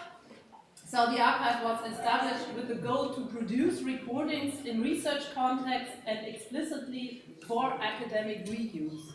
In addition, and if you look at the founding documents, that was phrased a bit more diffusely, however, they also had the general public in mind already at that time, because they said that the recordings, they should be, as they wrote, for posterity, for our descendants, or just very generally for the future. So that was something like, on the one hand, it was for the reuse in research, but it was also already for future use for whoever might be interested, really. And the goals were quite grand at that time, so what they wanted to record were all European languages and all European dialects, and after that, all the languages of the world, so that was 1899. They also wanted to record music, mainly classical music, so the idea was if you had famous composers, it would be nice to actually hear them play, so you would record that. But they also wrote already that, and here I quote, musical performances of wild people. So that was something that they intended to record. And then another thing was voice portraits of famous people. So you maybe know that we also have a voice portrait of the Emperor of Austria. So I jumped almost 125 years, so next year is our 125th anniversary actually. If everything works out, Gerda and I were talking about it yesterday, the Phonogram Archive will have new premises by that time, but that's a different topic, and so I hope it works out. So today we have about 34,000 carriers, and if you want to know more about that, Franz Lechleitner is the person to ask. He's here today. He was head of the technique department for a really long time at the archive, so we have a variety of formats from all over that period. And if we include the born digital material, today we have about 13,000 hours of audio and 1,900 hours of video.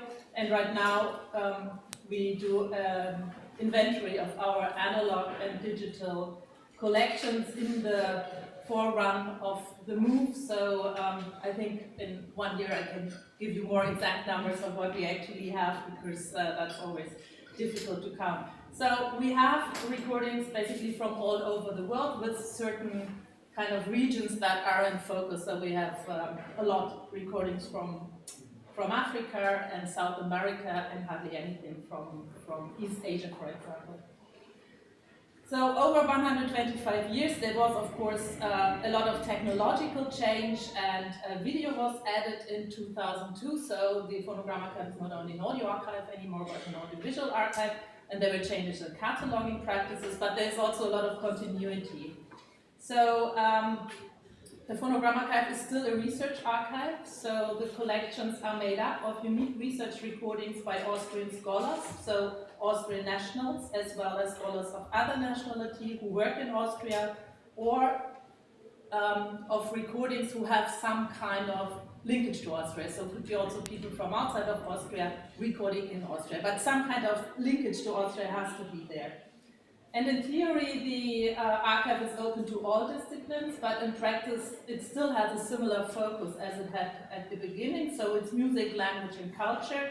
So it's mainly the field research disciplines of ethnomusicology, linguistics, and social and cultural anthropology, what we have in our collections. So what we still do, we still support researchers with methodological expertise and technical equipment. This has become less important, I'll come back to that later, for kind of technical development reasons. And we still enlarge our collections by ingesting recordings by scholars that we support, by ingesting recordings from our own research, so our curators also do own research projects or documentation projects that then become part of our collections. And we also ingest existing collections and estates of research recordings. So when scholars die, sometimes we get like their estate on research recordings. So we still offer long-term preservation and engage in scholarly cataloging to make recordings accessible. And we still, first and foremost, make our recordings available for research purposes. So that is actually our task to do that. Not only on individual requests, but there's also an edition series of historical collections, and Gerda Lechleitner was in charge for a long time on that. You will talk tomorrow, right, about that, so I will not go into this. It's wonderful what you are telling, I can skip. But I'm not going to say anything more about the collection. But besides scholars, we cater to a wider community of people now. So on the one hand, this is more the general public, like the future, the posteriority. So this is artists, for example, museums, but then also like communities of origin or of implications, or we just talked about it. Sometimes it's also the individual descendants of individual people we recorded for, because there is not really a community that we can link up with. Yes, but there are other continuities that might be a bit more problematic. So I would say we still work, and that's because the world is as it is, in extremely unequal power and economic relations in the world, where it is comparatively easy for researchers from the global north or the west, or however you want to name it, to research the world and bring back recordings to the phonogram archive, which might not be available anywhere else. And we are still an institution which is difficult to access and whose collections are comparably difficult to find. So you probably all know that Bruno Nettel once called archives the citadels of the discipline, and I wasn't really quite sure what a citadel is, but a citadel is a castle within a castle. So it's really kind of this image, and I think he meant it in a positive way, like, you know, you reserve something for the future, so at least you could interpret it like that. But it is not, how to say, an institution that is sort of easy to get in a way, or it's not an easy access institution, let's say it that way. And we have descendants for many collections, or we have collections where the descendants of those who were recorded in past decades often do not know that recordings of their ancestors even exist in the phonogram archive, so that's also a problem. And another continuity, that we are still an institution which exerts strong epistemic authority over the collections that we store. And that's a bit on the history and the linkage to today, and this leads me to the challenges that I would like to present to you. So there are various ones. I've chosen 4, and I will sketch them all briefly now. So, challenge 1. So there are various frameworks in which the phonogram archive works. So it's the Austrian government program, which is of course linked to all the kind of European Union initiatives that exist, so this somehow is reflected there. And then the Academy of Sciences has I would translate it as a performance agreement with the ministry, so that's on the upper level for 3 years, and we as an institution of the Academy have a goal agreement with the presidents of the Academy. So this is a sort of a layered framework in which we work, and where digitization also play a role. Open science not that much, but digitization certainly.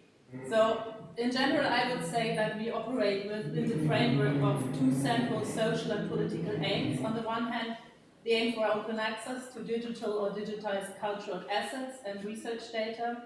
And on the other hand, they aim for stronger acknowledgement of the rights of recorded persons or the descendants and of ethical and political circumstances.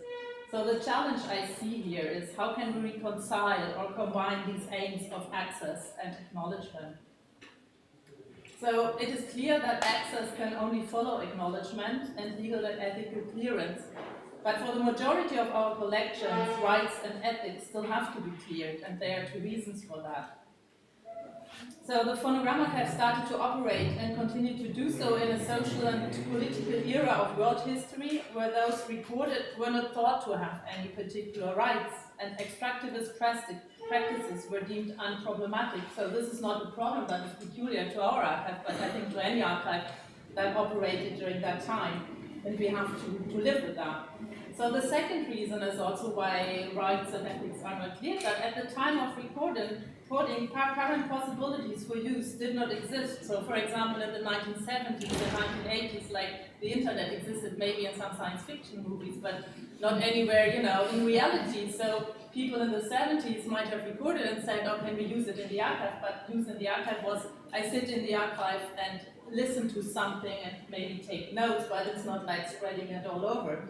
So we have to do a kind of retrospective informed consent with the people who were recorded or with the descendants to see what we can do, because even research projects or publication projects now come with open access options. It's not that, you know, researchers just sit there and analyze things and they want to put it out in the world. So that's something we have to deal with. And I think what's interesting that this challenge is something like where we follow ethnographic museums basically. It's the same discourse, but archives are less in focus, even though it's sometimes even the same people who did the collections that are deemed very problematic in museums, but not very problematic in like audiovisual archives. And I think, and I would be interested to hear what you say about that from your own experience, that this is something like the immaterial-material divide, like because I mean, of course, carriers are also material, but the stuff on it is immaterial, and so it's replicable. So, and some people think it's more innocent, you can just digitize it and give it back. But I would say, and that's why we have to deal with it, we are entangled in the same way as museums where objects are stored, really, because it's the same history, it's often a colonial context or another form of extreme power imbalance where these recordings were made or sometimes sort of extracted, sometimes even under violence. So I think we are really kind of linked there and should really be more linked in that respect. In my experience in politics, like as I see it in Austria and also in Germany, there's little awareness of about this complexity. I think it's interesting in the call for papers you put on the link to the UNESCO, and before UNESCO it stated natural sciences. And I think that's really important to have in mind when you think about open access or open research data or this, that like what's our research data is also other people's cultural heritage or intellectual property or social or individual memory and so on, or at least it can be that as soon as they know about that it exists. So it's really a highly complex and entangled entity, and it's a bit like, I don't know the name in English, there are these pictures. If you focus on the middle, you see, for example, the vase, and if you focus on the sides, you see something like facers or something. You know, however you look at it, it's so many things. And I recently had an interesting discussion with a friend of mine. She's a forensic seismologist. So when she has data, when she produces data, it's just data. It's nothing else, you know. And it's of course much easier to do something with it. She can just share it around. It's her station, measuring station, and it's her data. So sometimes I envy her, but actually I think my job is much more interesting. So Michael already talked about care, so like care versus fair, so I'm not going to do that, but I think it's very important to also when we talk to people in the political sphere to point out to that fair is not enough, you have to care, you know, or adapt this somehow in a way, like the principles of care, even if it's not indigenous people you're working with, but in any way, and I think it's really important to do some lobbying there. and it's not really easy. So the Austrian government recently gave out a call for digital cultural heritage, and the aim is just to produce, I think, 300,000 digitized files that we can report to the EU to have an open access. And you know, when you say, but we don't know whether we can do that open access, there's really little understanding about that, you know? There's really, and you don't get money to do provenance research or something. We said we have to do this kind of provenance research to decide what kind of access we have, and we would say we have at least 5 layers of access that we have to differentiate in a way, like restricted access then becomes more wider, but that's really difficult to get through, and I'm very glad now the director of the Ethnographic Museum in Austria, he has a sort of a strong meaning on that too, and he has a background in law, so this is something that really helps to also make claims in the political sphere about that. Okay, so this is a challenge. How are we dealing with this challenge? So I would say we started to deal with it. We employed actually someone just for the task for clearing rights and ethics and helping the curators to do that in March. So before she was a student assistant, I think you met Maria, she was around. So she's actually a proper member of staff now with us, and I couldn't say that, you know, we have achieved a lot yet, but I think it's already an achievement that I could convince the presidents of the academy to actually offer this post, that we need someone like this. You know, that I think that will also raise the awareness that this is something we need to do. So she has a background in ethnomusicology and legal studies, so that's really ideal. So when you tell her, like, the author of this song is a ghost, she doesn't say what. She thinks that's normal, you know, so that's already something. Okay, I come to the second challenge.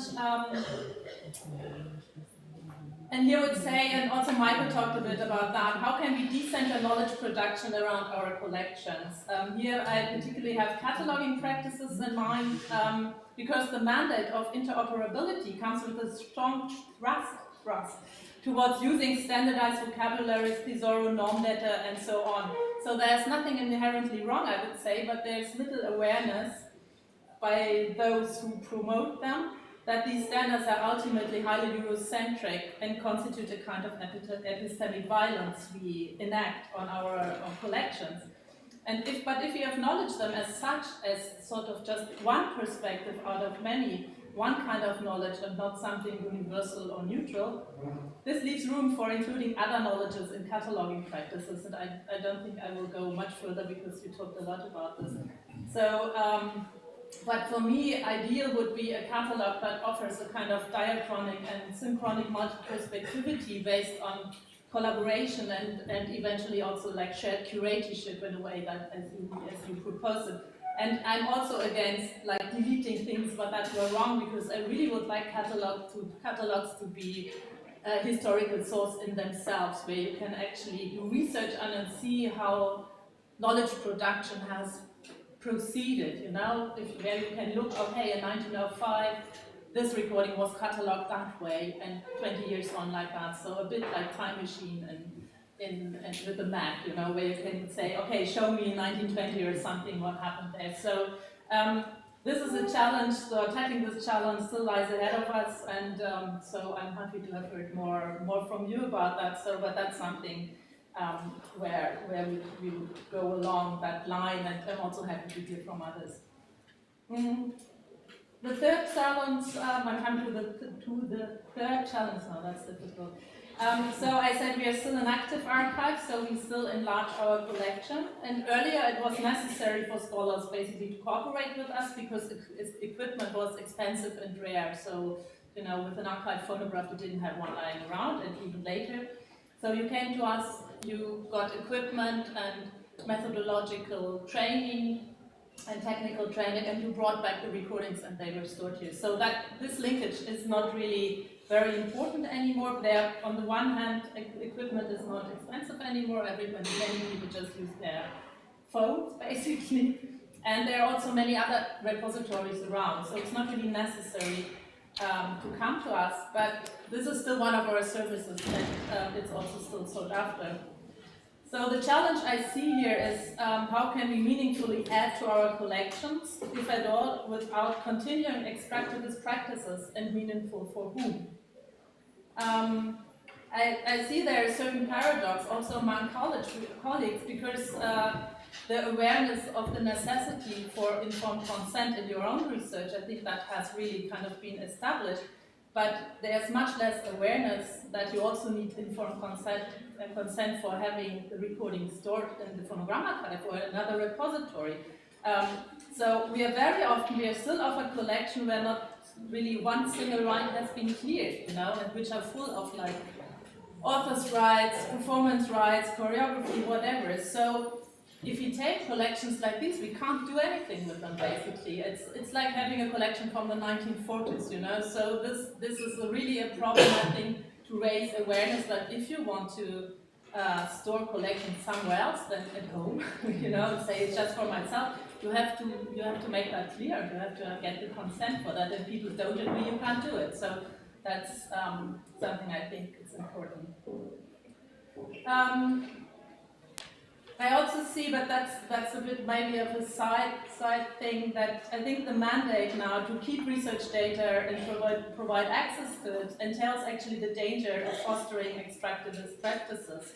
I think because the question is, and I mean mostly it's envisaged in the way that you go somewhere, bring back the data, and the data is stored like in the Western world. So, but why should it be like this? Why should data from all over the world stored in the global north or with us?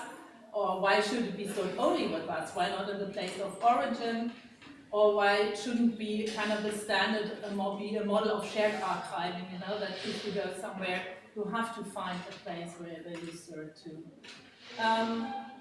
At the same time, I fear that the mandate to keep research data and provide access will push topics of what I would call dark ethnomusicology, like whose data does not lend itself easily to being shared and reused for ethical or political reasons out of the discipline. I think there will be less and less funding for projects where it is not easy to provide open access afterwards, like, for example, music and Islamic fundamentalist researchers or whatever, like things where it's clear you can't put that open access. And I think this might just vanish from the discipline. I think it's really important to keep that in mind, that this mandate for open access will foster things that can be put open access and will sort of get rid of the others.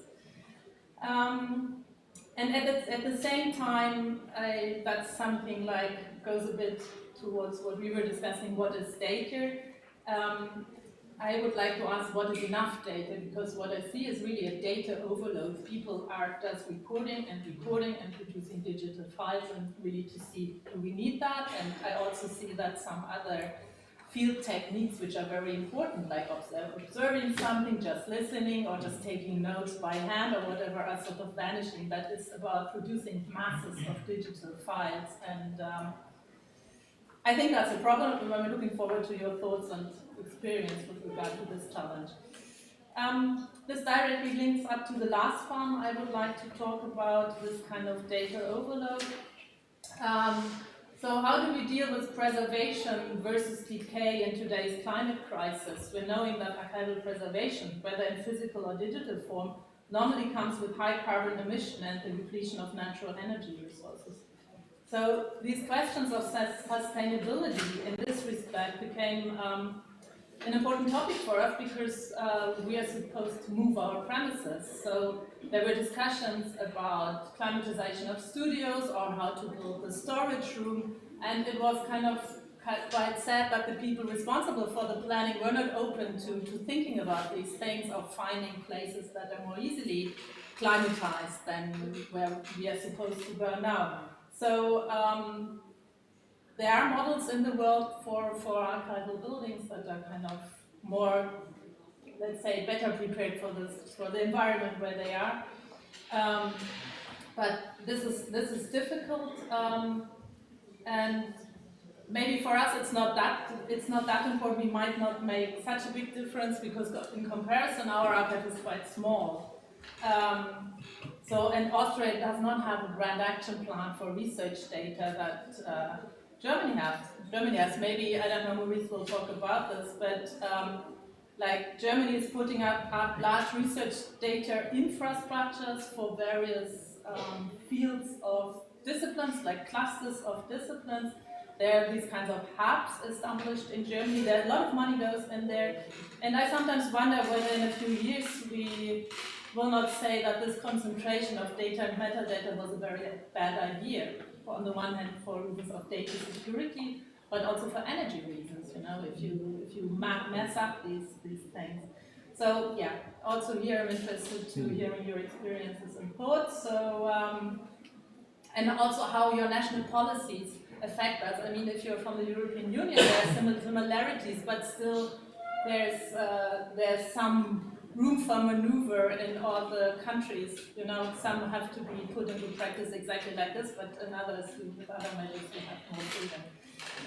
Yeah, so that's all from my side. I'm happy to talk about more challenges, but I think that's already quite a lot, so thanks for your attention.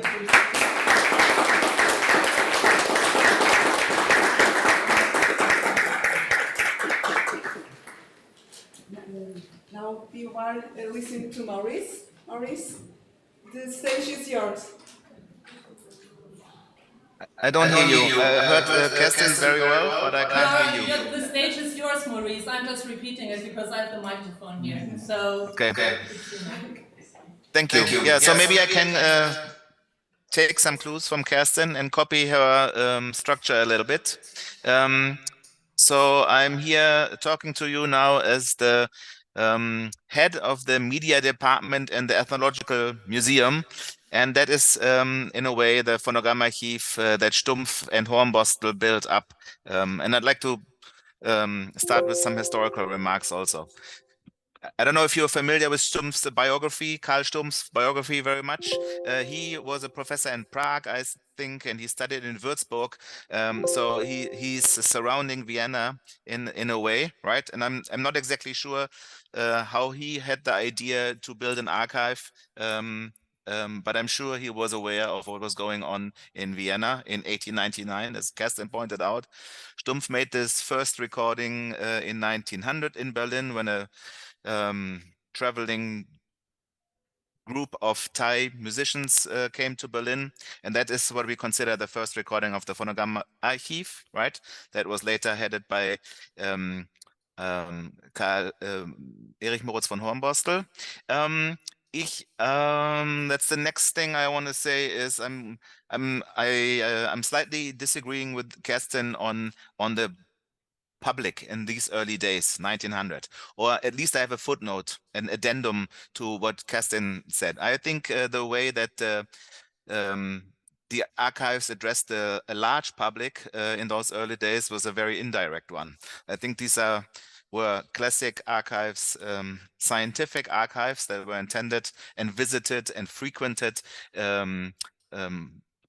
exclusively by researchers, yeah, and not by the public. And then sometimes the researchers, they turned to the public and asked for more funding, and they also provided their research to the public. So there is the big public that Kerstin mentioned, but it's in a very indirect way, yeah, where the public doesn't get to actually access the sound recordings.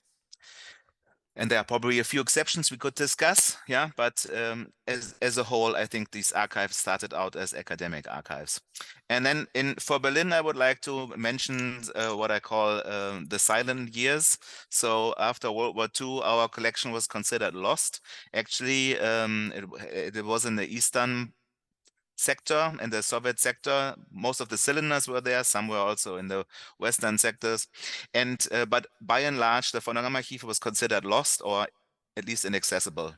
Actually, the Soviets took our cylinders to Leningrad, I think, right? St. Petersburg, and they were all cataloged. They all have a Russian number now, and almost all of the 30,000 cylinders were returned to what was then East Germany, yeah, except for 2 handful of Russian recordings that they kept. now we're in the 50s, 1950s, 1960s. There was some interesting exchange between East Berlin and West Berlin ethnomusicologists, which aimed to make cylinders accessible again. They copied some cylinders for both sides, but not in very big numbers. So by and large, these were the archive was silent. Yeah. Yesterday I heard a presentation by Alejandro Madrid, and he used the Spanish term archivos muertos, yeah, which I find very interesting. I wanted to point to the fact that this is the time when we established the term ethnomusicology for our discipline. You know, in the second edition of Jaap Kunst's book, it's in the title, and it's the phase when in the US they founded the SEM, the Seminar for Ethnomusicology. Yeah. So in a way, this are foundational years, and the Phonogram Archive here in Berlin plays always a big role. I think that might be the citadel that Bruno Nettel was talking about. Yeah. It comes up, but it is silent. Yeah. It's an archivos muertos. Yeah. It was not speaking. It was not sounding for the most part. I just wanted to point that out. Afterwards, in the 70s, I'm not quite sure when it starts. Maybe it starts earlier, but then very slowly, I see an opening of the archives. And then I come to the open science idea, where at least here in Berlin, we reach a broader audience. Yeah. So by the time it's West Berlin in the 70s, in the 80s, we are in a southern part of West Berlin, which now feels very remote or somewhat remote in Berlin. But West Berlin was much smaller, and so it was more central. It was part of a museum complex with other museums. Our most famous item is perhaps the Nefertiti from Egypt, right? And it used to be in the same rooms that until a few days ago our musical instruments were. Yeah. So this was way more central. More people came here and also could experience music. I think Kurt Reinhardt established an installation here in the entry of the new building where people could listen to music from the archive in the entry hall in the foyer of the museum. And then later there were publications, record publications and book publications that then I think for the first time reached a bigger audience than just the researchers. So now, at least for Berlin, almost for the first time, larger audiences, people could actually listen to it. It was not so silent anymore, the archive. Yeah. And I think we continued with this. And unfortunately, we were never so successful as Smithsonian to put a large amount of recordings online. Yeah, we currently have a program that's called Pantopia Music, if you want to look at it online, where we actually put music online. This is mostly music that's not from the archive, but newly produced albums. Yeah, in part for licensing rights. But there is this trajectory, of course, of opening up the archives. So that's my history part. And I already mentioned a little bit how we are organized today. I introduced myself as the head of the media department. So when I left the museum here in 2010 to live in the US for a couple of years, we were still called the Department of Ethnomusicology. Yeah. And when I came back and became the head here, we were renamed to Media Archive. And I feel this is a little bit a problem, maybe a challenge of our times. Yeah. And I would like to frame it somewhat ineptly as mission creep. Yeah. So there are some music archives that have been taken over by bigger institutions. I think of libraries, for example, in Syracuse, New York, where I used to live. There was a fairly famous archive that was leading in the development of Franz Lechleichner remembers this, I'm sure. Leading in the development of technologies of transferring discs, yeah, in the 90s, I believe. And then when it was taken over by the library, they still did work, yeah, but not in the archive community. They were never ever seen. All the employees left. It was not good for the archive, if you ask me. Maybe the librarian people in Syracuse disagree, right? But it was not good. And we have some recent examples like this too. I feel like here in my institution, we have a different kind of mission creep where they added more responsibilities to my archive. We have the core is the music department that I talked about a little bit, but now I'm also responsible for the photo collection in our museum. That is perhaps 600,000 photos that in a very small amount of those deal with music, right? And we have a film collection of 2,500 films, perhaps, just about, and very few of them deal with music, yeah? So here in my case, in my institution, they added responsibilities on top. So it's still an ethnomusicologist sitting here, but I'm often distracted from working on music. I wonder if that is a topic you want to talk about, although it is not particularly related to opening up the archive or open science. And then the second challenge, if you will, that we are going through, I would say, is what you framed as shared curatorship. We frame it usually as collaborative work. I personally am a little bit bored of hearing from archives, from people working in archives about what archives or the collections mean. Yeah, I want to hear more of what these collections mean to the people the music belongs to. Yeah, and I also would like to put those perspectives more on display. Yeah. So when I look at the LPs that we used to publish, these were published with a strong curatorial perspective of the former head of the archive usually. And now I would like to hear from, I would like to put forward the perspective of the people that make the music, yeah, or that associate with the music, with more stakeholders, right? So this shared curatorship, that's easy to say, and it's intellectually not super hard, but it's really hard to do in practice and to do it well, yeah? Maybe that's most of what I wanted to say. Unfortunately, I cannot talk to the green debate, the sustainability debate and the energy debate that Kerstin just mentioned. I think it's very interesting. But let me just say a few words, right? So one of the locations that I work in now is the relatively new Humboldt Forum. It was opened in 2001. And as far as I know, it was built without energy considerations, right? They considered it too expensive. And the current government, I think, encourages us to think everything in terms of energy, especially after the war that started last February. But this is already a new regime and even a building opened in 2020, 2021, is not in the center of Berlin, right? Is not built according to these standards, and it feels like from a previous era. Yeah. So much for me at this point. Maybe I could also, yeah. Well, let me stop here.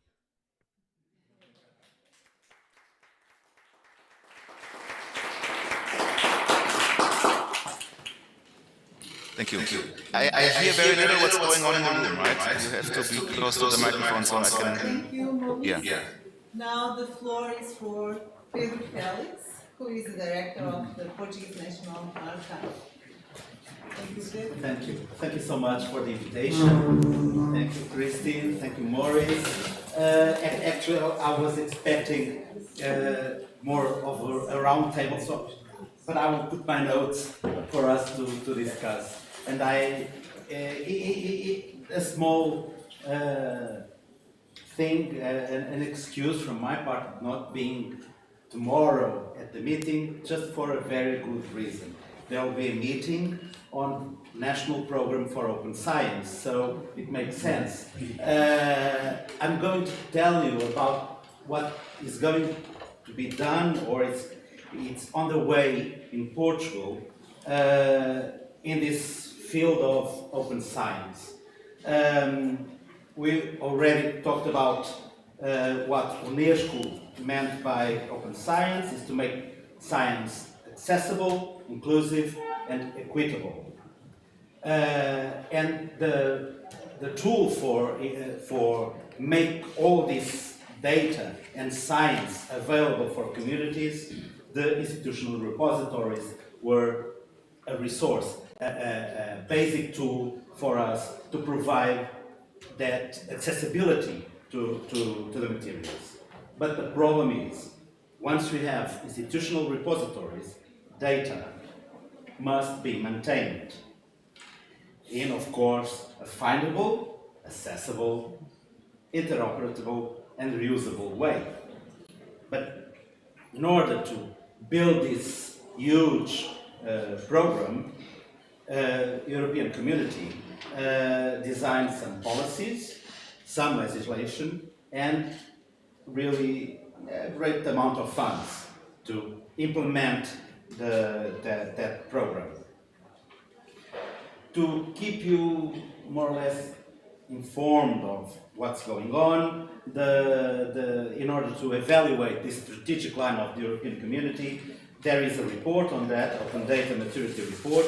It has been done since 2015, and in the last one, published 5 months ago, Portugal was above average in terms of portals, in terms of impact, but with a huge delay in terms of open data policy.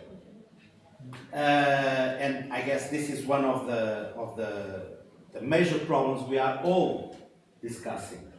I will go back to it. The Portuguese reality for open science, actually, in that report we understand that the state as an entity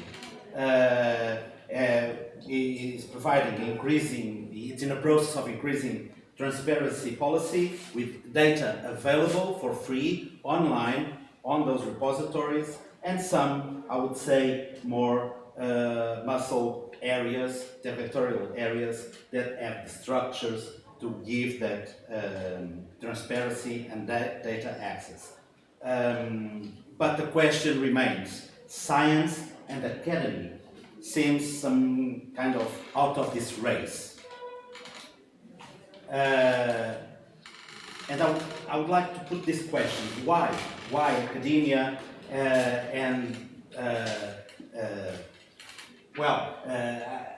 science and academia, I would like to make clear, I would separate those two instances. They are articulated, of course, but I hope that I will be clear on this.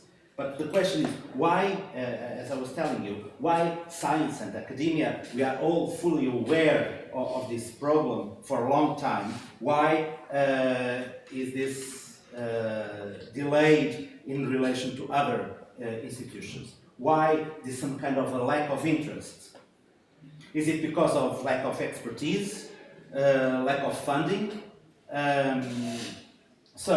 The first step in this process was, of course, to provide access to all scientific publications, specifically the ones that are funded by European or state funds. So, if we receive money from Europe or from our national agencies to do research, we are invited to publish on open access repositories or journals, because we already talked about the motto is unequivocal. Knowledge belongs to everyone and is for everyone. But there are, again, some issues. The major aim, or the final aim of this process, is to open up the entire scientific process. And this is important. Not only provide access to what we call, and we can discuss it, our results, no matter what we meant by results, because any one of us consider results as a different thing. So it's not only a question of giving access or free access, open access to the data, to the papers, to conferences, to all monographs, whatever, but also to the full scientific process. The idea is to have open access, open data, open research, and open networks. Again, another further aim is citizen science. It's a huge word, a buzzword for this issue that we have to address. Because we understood that these politics were, or this policy are not implemented as it should. In fact, the European Community designed a plan and published in 2022 called Plan S. From science, I guess. What is the purpose of this famous Plan S? Is to increase efficiency, increase knowledge, promote academic rigor, increase the quality of research, the social impact of science, and as a collateral effect, hope of pollination and acceleration of innovation. The idea is what we were talking about, the hope, and I would like to underline, highlight, whatever this word, hope, of society's involvement. We were talking about the community and the relationship between research, archives, memory institutions, and the community, and I feel a little bit puzzled because are we getting really society's involvement, or is some kind of community washing process of what we do? Did we already decolonize our work?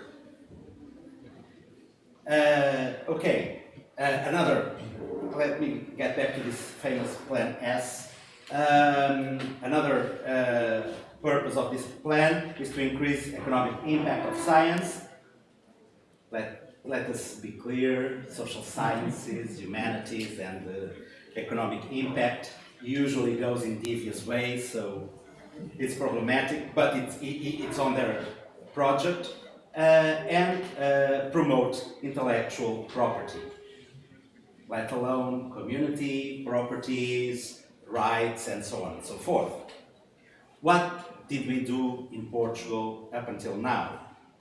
There is this agent that we all are familiar, the Portuguese people, the FCT, the Foundation of Science and Technology, provides us money to do research, to create, to do conferences, to go abroad, to create repositories, to fund PhDs, masters, not now, but a couple of years ago, masters, and so on and so forth. Inside this agency, there was a small project that all of you are familiar with, RECAP, from 2008. It's a repository created by the Agency for the Knowledge Society.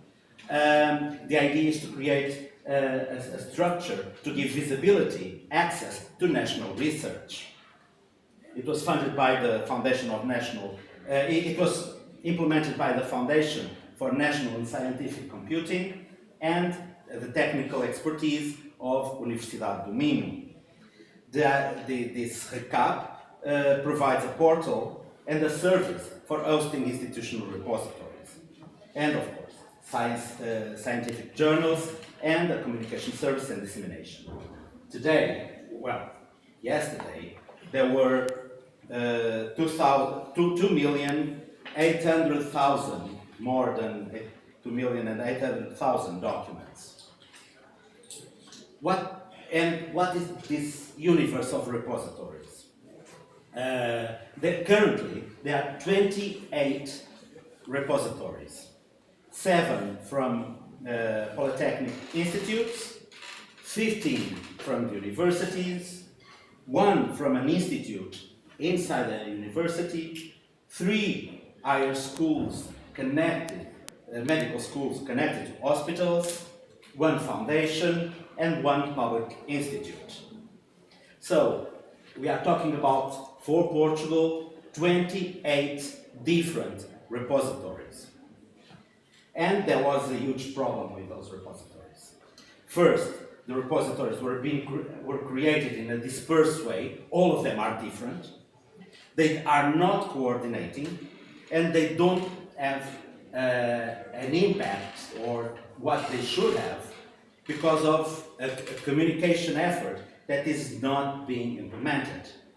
So, for that reason, and in order to overcome this negative impact on the use of those resources, the foundation, the FCT, Foundation for Science and Technology, along with Universidade, New University of Lisboa, and the General Directory of the books, archives, and libraries, are implementing a project called Index R.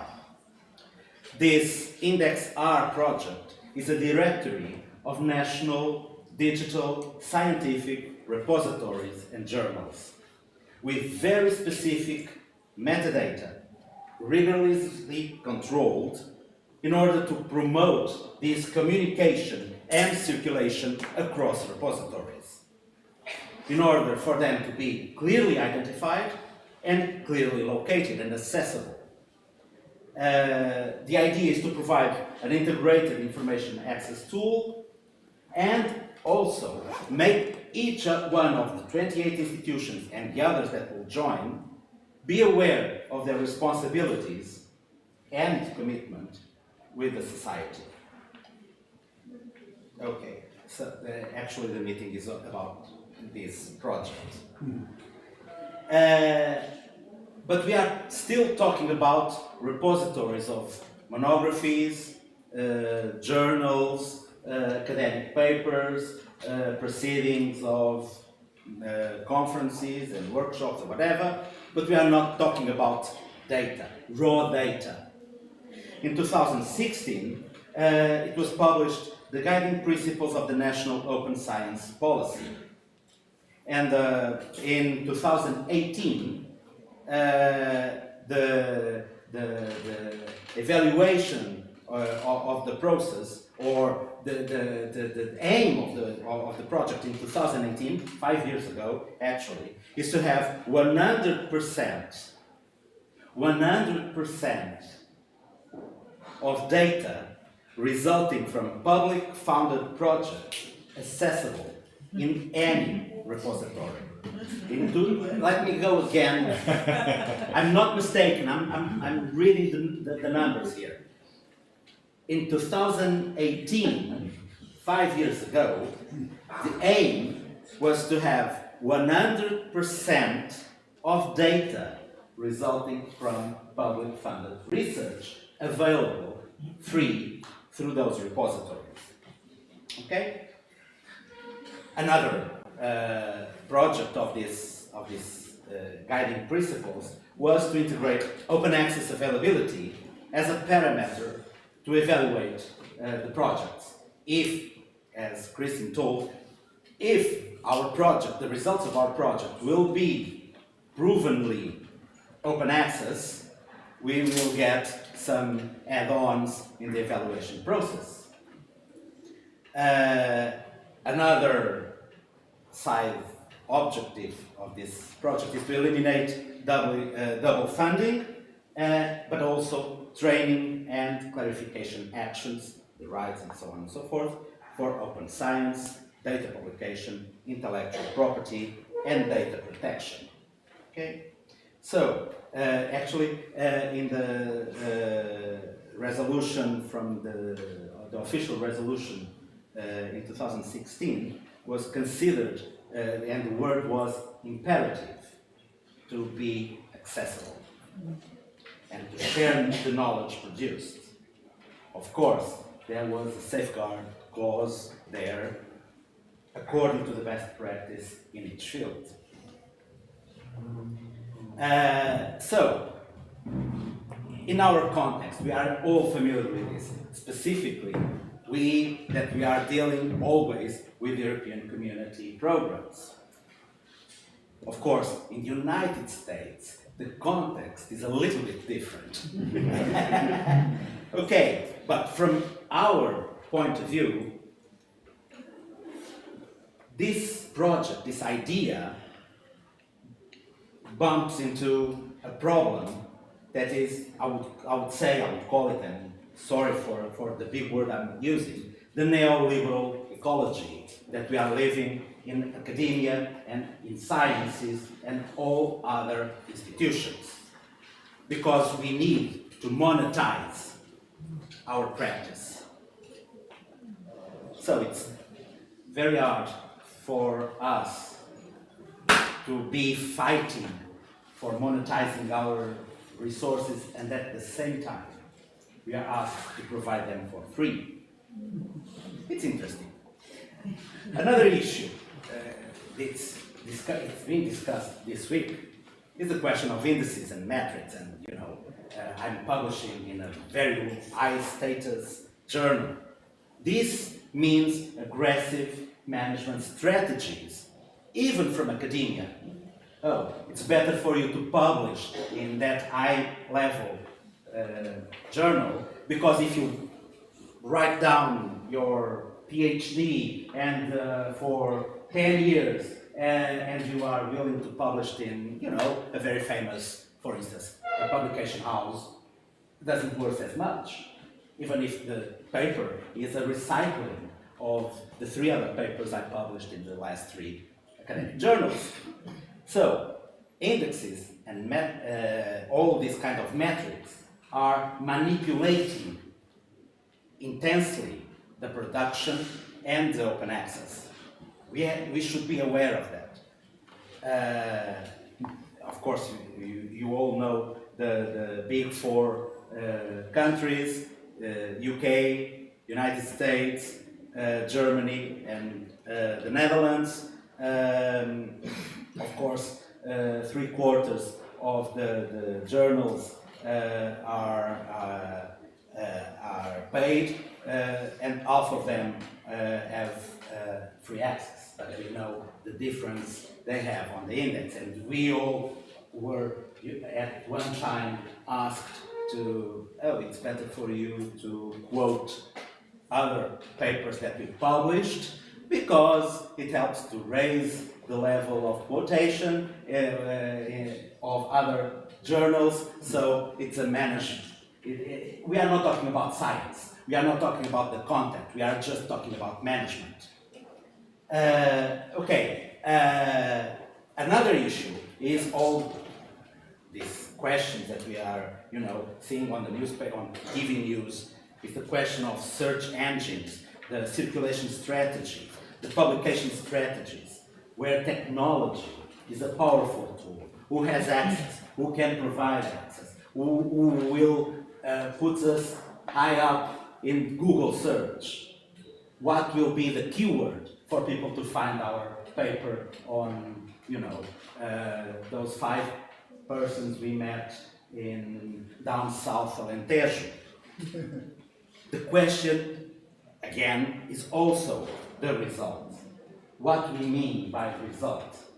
Our interviews, our ethnographic interviews, the sound recordings of a musician, or the research we produce based upon those materials. So it's not, it lacks a definition of what people say results, because everybody knows what results is, We don't know. Nobody says. So it's a negotiation process. And of course, academic policies, academic research policies, talking with someone from computing science a couple of days ago, I tested the next idea that I would like to share with you, and said, oh yeah, that's what's happening. It's a question of, in an open science paradise that we are looking forward, and having the backup of a very managed research attitude, the logic is still what is mine. Is mine. In Portuguese we have this word, but I would like to do a rough translation. What is mine, What is yours, it's ours. So, and because of that, what are the consequences of that? We multiply structures. We create a tree, our repository, and we are happy with that.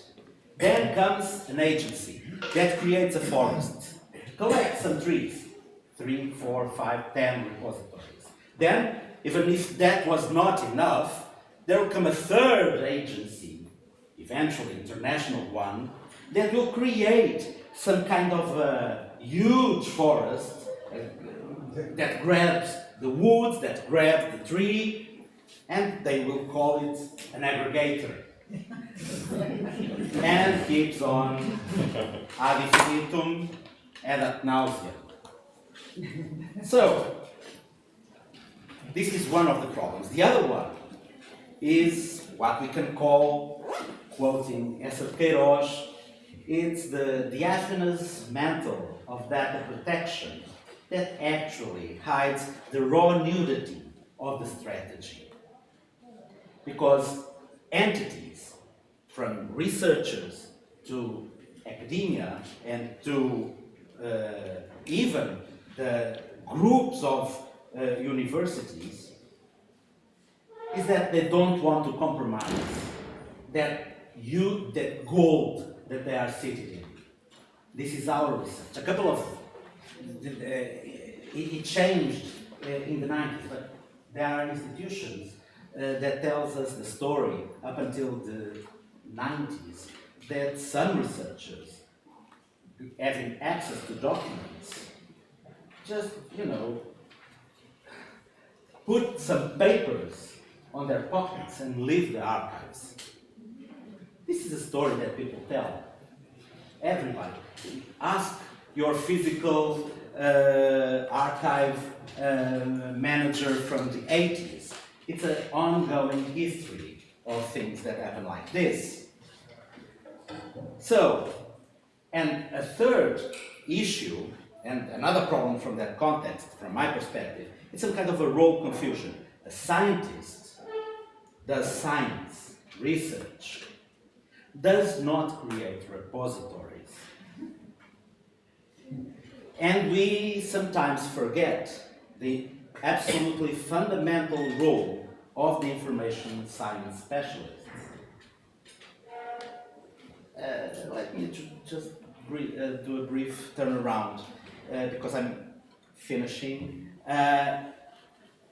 We should be quite aware of what these people are, the information scientists. They are very peculiar persons that goes back their history from ancient Egypt and ancient Greece. They still believe that they are, the late grandsons of the archivist in Parthenon or whatever, Alexandria. And they talk with acronyms. Oh, and of course the code, I don't know, whatever. It's some kind of secret society. We need to bridge that gap. We need them, we really strongly need them, because we are not entitled to do their work. You don't expect information scientists to do field work for you. You are trained to do field work, not to do information science. So let's keep very good relationship with these people. They are essential. And of course, another turnaround. We hope, if we are receptive to these people, if we accept them in the conversation, for sure they will accept us. So, the question of communities. I would just leave a question of this. We talk about communities. Do we really take care of communities? Or is just another diaphanous mantle? Are we, caring for those communities? We were listening about a very specific kind of communities, thousands of them in the United States. They are usually mobilized to defend. In Australia, the same. They are immensely in tuned to this political act of being represented in the archive. So they are pairs among pairs. This doesn't happen quite often. Don't get us wrong. Doesn't happen. We don't care about our communities. We are not talking with them. We are not producing papers for them. We should. We should articulate in a different way our results, that famous results. We shouldn't care about, we shouldn't consider, am I going to the index things or am I going to the community? And sometimes the publics, the famous publics, don't match. Usually they don't match, unfortunately. So, on top of that, the difficult relationship between all those agents and the predatory neoliberalism and the prestige economy. We should be aware of that. So, what can we grab into it? What are, the salvation boats that we can jump into? First one, and that's a good example, Library of Congress, for instance. It's some kind of state, the nation, that provides, it has its constitutional obligation to guarantee and protect the rights of the people. I guess it's almost in all democratic countries. It's a constitutional obligation of the state. So the state, the nation, has an important role because it's above the issues of indexes, projects, financing. We need, and of course, the state is an entity that provides security and protection of information, meaning protection of information, authenticity, privacy, against corruption, and of course, can provide the rights for the communities, the non-represented communities or forgotten communities. We couldn't expect from in a kind of enlightenment vision of the state, we shouldn't expect some kind of a middleman to manage the tensions across communities in Europe and in particular in Portugal. This is not a very huge debate. We don't need to say, oh, I'm from Lisboa, the former place of the nation, because actually there are not this kind of worries, and our agents are not as strongly politically committed to do. We can figure this out in gender, sexual orientation, but not as a cultural issue. So, again, this process allows us sustainability, and we were talking about this. Sustainability is essential because this process is not a one-off investment and not a cycle investment dependent on the hot topics in academia. Because we know that research usually are submitted to the hot trends. This is hot, we have funding, 3 years, we can have 6 years, eventually 12 years, but on the 13th year, other topics appeared. So, sustainability should be something that we have to worry about. And, of course, this strategy could help to create a network that is cross-sectional, independent, autonomous, equidistant from all parts. So, in fact, from my perspective, in open science, what we really need is, across all agents, an institutional revolution. Going beyond, really going far beyond the forest of aggregators and repositories and the academic publication policy. Actually, we need to open science for the community. Yeah. Thank you.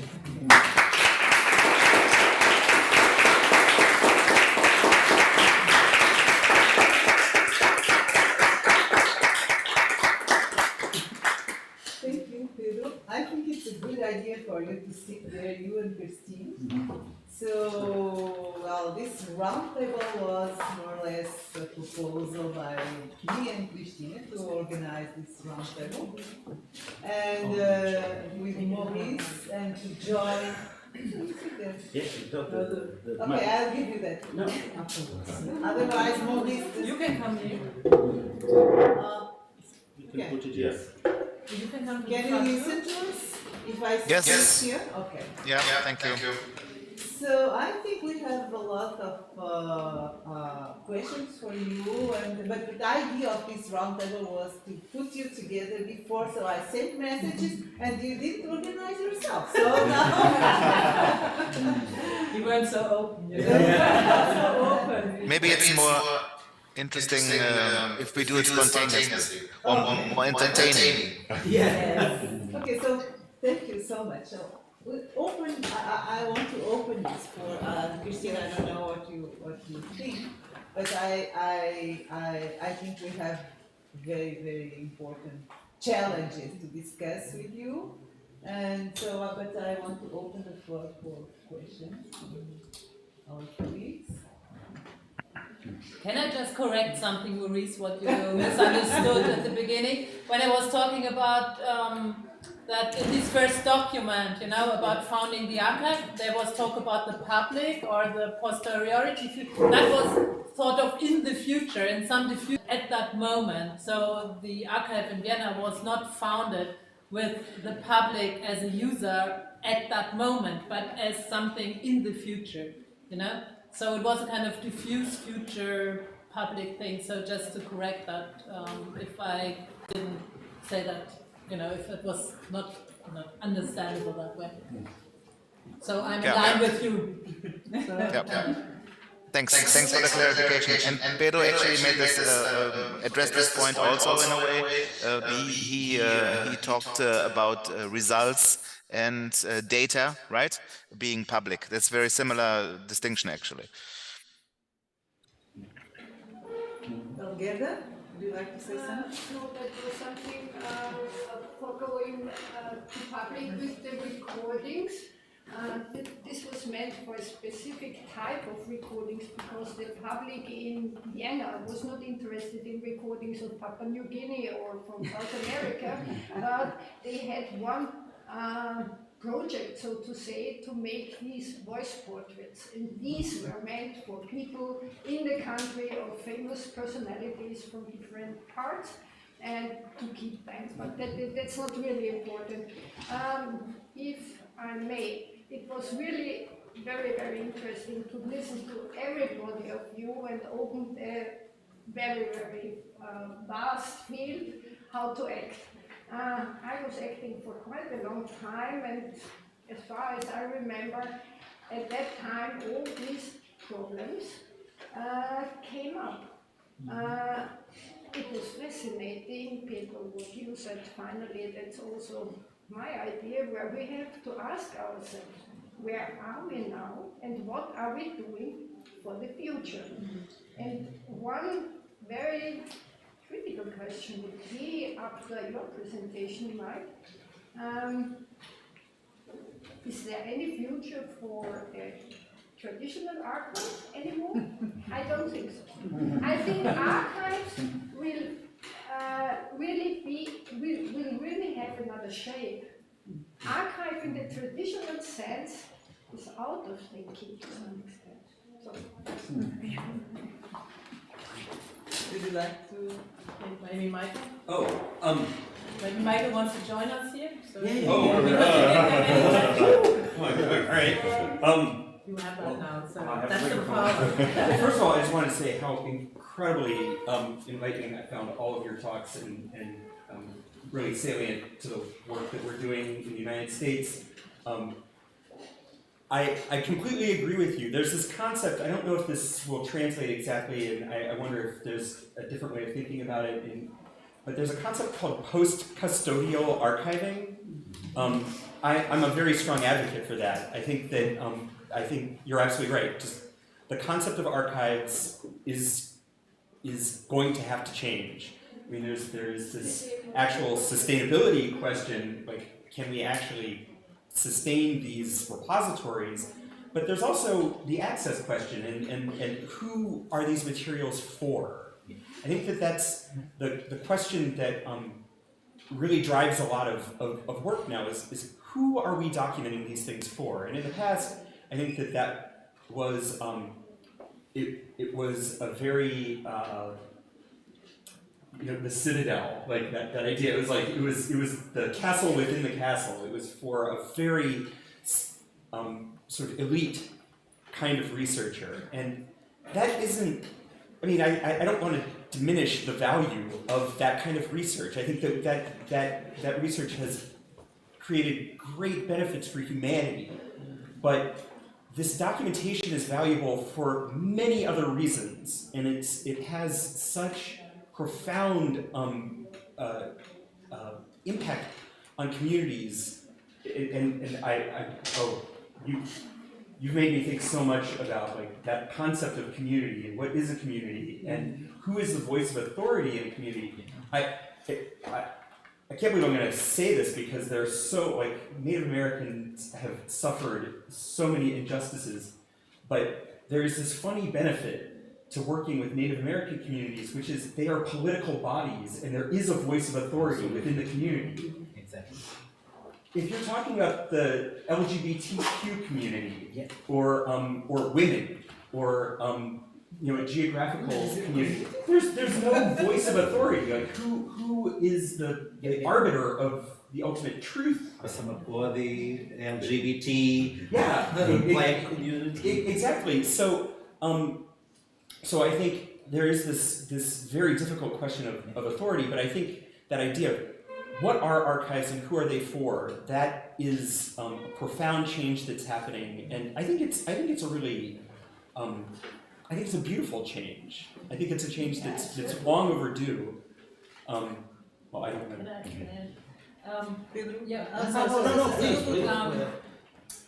So what I always think is important, because if you work at a certain time, you always look back and sometimes think, why the hell did they do it that way, And I always think it's good to say, okay, in 20 years, they will say the same about you. So try to do the best that you can at the time that you're working, Maybe in 20 years, like what I said, with all these kind of research infrastructure, data hubs in Germany, I think it's a hell of an idea, really, already now. But let's see what happens. But I think it's always to have this relativism to what happened before and what will come after, in a way. So I think also, when colonialism was over, officially at least, you had to find other ways of generating data. So there already was a change in the discipline and in archiving. And I think this is just, you have to find the answers to the questions that are out now. And I would also like to add on to what you said about community. We had a short talk about that in the coffee break, because I think it's good to think about communities, but I think we shouldn't kind of over-romanticize the concept of communities when we work with our recordings, because it's not always communities we are looking for. Sometimes it's just individual descendants of people who played something or who composed something. So I think that would be something like going back to earlier times in ethnomusicology, when it was always the community and there weren't any composers' rights or authors' rights or whatever. So I think it's really important. I will just give the example quickly that I gave to you in the break. So we have a collection of recordings that were made in Vienna from people from Central Asia and the Caucasus who fought in the Red Army and became part of the SS and the Wehrmacht, and were recorded in Vienna. So what is the community? There are no veteran clubs for SS people in Central Asia or anywhere in the world. Yeah, well, there probably are. Publicly, yeah. So most of these people will have probably died either in Germany or Austria or when coming back to the Gulag. So what is the community really in question? And also considering that knowledge about that your ancestors have fought for the SS or the Wehrmacht in Uzbekistan can ruin your life, really, your family's life. So this is clear. You can't go to the Central State Archive in Tashkent and say, oh, we have this collection, so can we give it to you? So really here it's about So we have just, well, there's just an application for a project on that, like really trying to find the individual families, you know, of the people who were recorded, because it's probably the last traces that are of these people. So, but there is no community in that sense, and I think we should be careful. Sometimes it makes sense completely, but not assume that it always makes sense, that you have to go sometimes individual ways and especially stay under the radar of some kind of authorities, you know, in order to actually get people involved. Yeah, I would also like to, I'll just like to bring some ethnography on this. A couple of years ago, I was discussing with a community about traditional melodies and how they organize their mental scape of what are the traditional melodies of that community, using ancient recordings, meaning ancient shellac, coarse groove recordings, and there was a debate on the name of a specific melody on the recording. And the person I was talking to told me, if the professor told you so, who am I to disagree? I will never forget this word. Because our communities are reading our papers. Yeah. And they are coming back to us. And they clearly understand that we, whatever that means, we universities, we college degrees, we good speaking, we that published, we whatever, all these power instances, and they recognize this and they prefer to keep it quiet. So we designed a project in 2015 called Editamos. The idea was to provide a tool for people to easily curate information upon those recordings. It was as simple as dragging and dropping a sound file and establish a link with a digital pen to another bullet that is the name of the tune. And each people will design their mindscape, their knowledge, and of course at the end we will have the controversies, we will have the different perspectives upon those sounds. And at the first, the community said, that aha moment, that's great, that's how I think, yeah, that's good. But they didn't pick up the tool because they prefer to live than to manage an archive for us. So we need to be aware, of course, of the community. It's ethical. It's the minimum that we can say. It's ethical. The minimum, the real minimum that we can say. But we have to be quite careful about this concept. What communities are we talking about? Or like greenwashing. Are we just greenwashing or community washing our projects to see, they are really ethical because they have a program for the community that brings them to see the shelves with the recordings. Is this working with the community? I tend to guess not. I think it only. Oh, I'm sorry. No, let's go. Please. I completely agree with you that we run the risk of community washing. I'm going to borrow that term from you. I like that. I think it only. We have to change our stewardship practices. We actually have to change what we do with these collections. Otherwise, yes, bringing people and showing them our incredible facilities and saying we are taking care of their cultural documentation. That's a nice way to spend a day. Like I like that, but it doesn't change the power dynamic between institutions. It has to come down to actually changing how we steward these collections, how we provide access, how we restrict access, and if we don't do that, then it's performative, and it adds to the prestige of our institutions without changing our ethical obligations or how we act on those ethical obligations.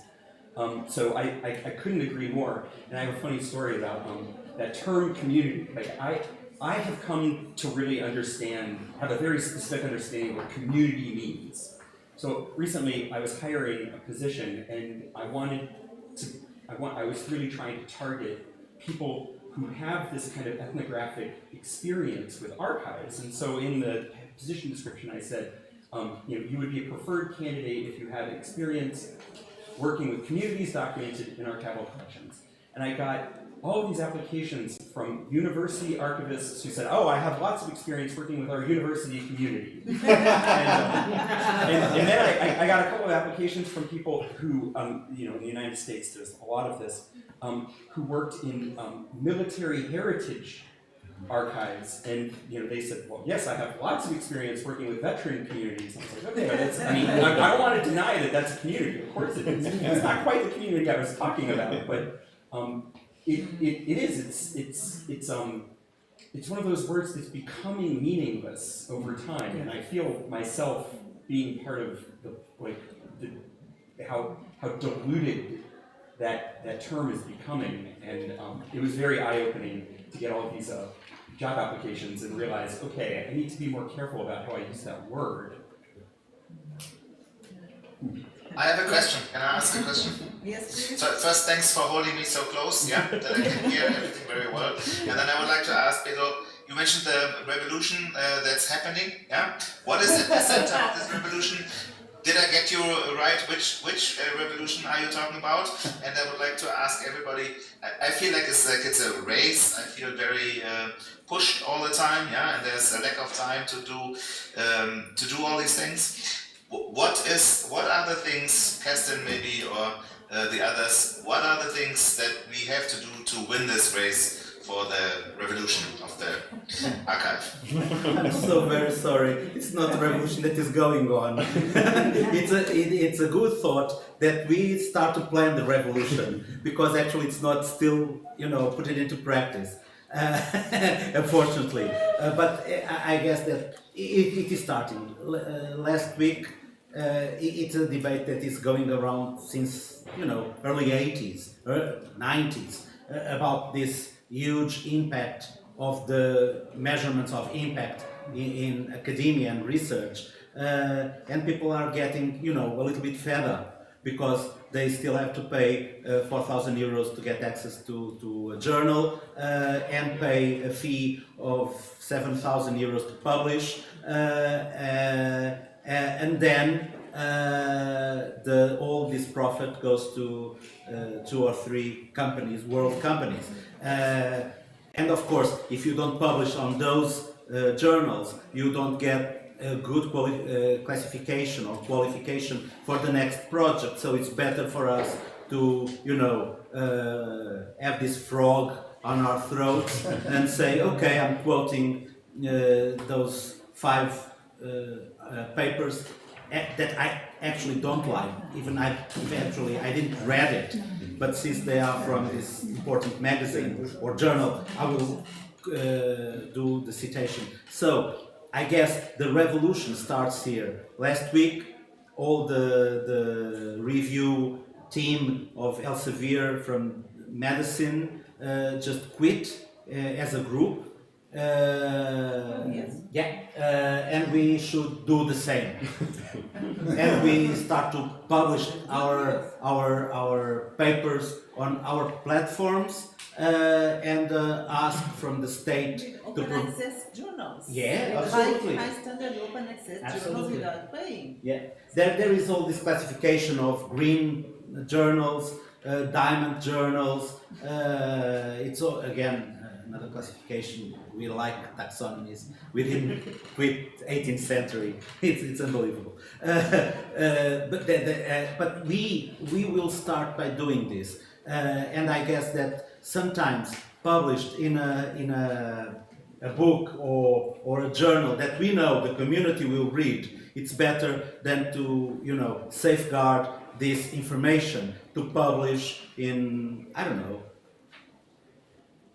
I don't want to name any journal, but you know, a very well indexed journal. So sometimes it pays, and this we can do for ourselves and ask from the financing agencies from the United States, from Europe, that open access would be a very high element for evaluation of projects. And those two will, you know, open up the research and the results for the community. At least it will be the entrance point or the beginning of it. So the revolution is on our hands. Yeah, I think, I mean, that doesn't sound very revolutionary if you do lobbying, you know, with politicians, but I think at the moment this is important, even though it might be really boring to go to just another meeting at the Ministry of Culture or at the Ministry of Education or Science, but I think it's really important to actually say open access for what we do and what we have is not possible in the way that you think it is, you know. We can't just produce files that we send to Brussels, you know, and say, there you go, it's open access, you know, and I think that's really important, even though it might not be the fun part of our jobs, but whenever you get the chance to actually get into one of these committees or commissions or whatever, I would say, go for it and stand your ground, you know, or our ground, stand our ground for our disciplines, for the archives, because I mean, it's not only you know what you archive, but it's also how you work. You know, You know how you work. We do qualitative social research, and it's also good to link up with cultural and social anthropology, with people who work in similar ways, and then to say, okay, this is our common problem, or this is our common excellence. Let's phrase it that way. That's where we are experts, and we're really good, and that's why we say how we should do it. And this doesn't work. I think that's really important to make ourselves big wherever we can. So, may I interject here again? Yes, please. So maybe let me tell you a story from the museum here. Project proposal involving photos of Leni Riefenstahl. I don't know if you're familiar with her. She was a famous Nazi propagandist, right? And later, after the World War II, she spent some time in Sudan and took many photos, and we have a project here that involves the photos. We didn't get funding because we couldn't promise that we would put 100%, you mentioned that too, right? 100% online, right? But who wants to continue all these stereotypes that are, and propaganda maybe even, that is in some of those photos, right? So there's naked women. We don't want to really put them online, right? But in a way the research policy kind of forces us to, right? And if we do that, then we have another shitstorm on our hands, right? So I feel like at that point, I think Kerstin's proposal here is exactly the right one. We have to stand up and represent our very justified interests, right? And if it takes a while before those policymakers understand it, then it has to be that way, yeah? Well, thank you. I think we're having a very wonderful discussion. I think we need to stop it, but I need to make a commentary. I'm sorry. Here we've been fighting to have a repository at our university, and have also an archive on, with the results of our research. Results in this case, I mean, our ethnographic interviews, our films, our music, our recordings, everything, our field notes. Since long time ago, we are fighting to have this at this university. So, and now finally we have a project for a repository. But as Pedro said at the end of his presentation, we know how to make ethnomusicology, but not how to make repositories. But nobody can put our data in a repository except us, because we know all the metadata. And we had a terrible experience of spending 2.5 days to produce one data. One? What was it? Data set. One data set. So can you imagine how much time we need to transform all our ethnomusicological archive that we have in our research center into data and at the repository? And nobody can do it because we had the experience of being there. So to produce the metadata, we need the ethnomusicologists who made those, who produced that data. So I don't know if we have a solution for this. No? It's not easy. We need a revolution. We need really a revolution. So Maybe ChatGPT. Yeah, I was thinking about that. And at the same time, we have to learn all these acronyms about I was very well. Crazy. I felt very inside your skin when you were speaking about learning all the acronyms. It's terrible. We don't know. And I was laughing with Christina because Christina, she knows all the acronyms. So when she starts speaking with us, it's like, well. So Christina, I don't know if you want to say something before. Okay, it's not easy even for us, including for us, especially. But I think it is a two-job process. Okay, it must include the person who made the data as well as the information scientist. It is the both, including this conference. It was made by all the team together. Yeah. Okay. I think that the path is over there. It's doing the things together. It is the revolution.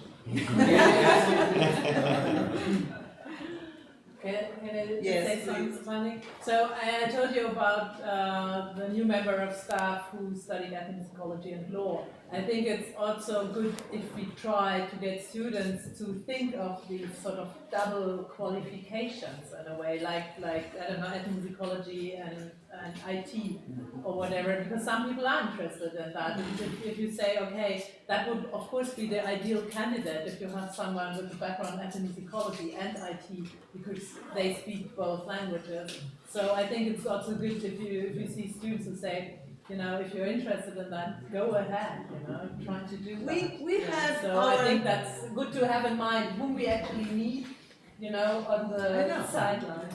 We have our Maria here, she's Andrea, but we have always some difficulties when we ask something to Andrea. There's always a problem.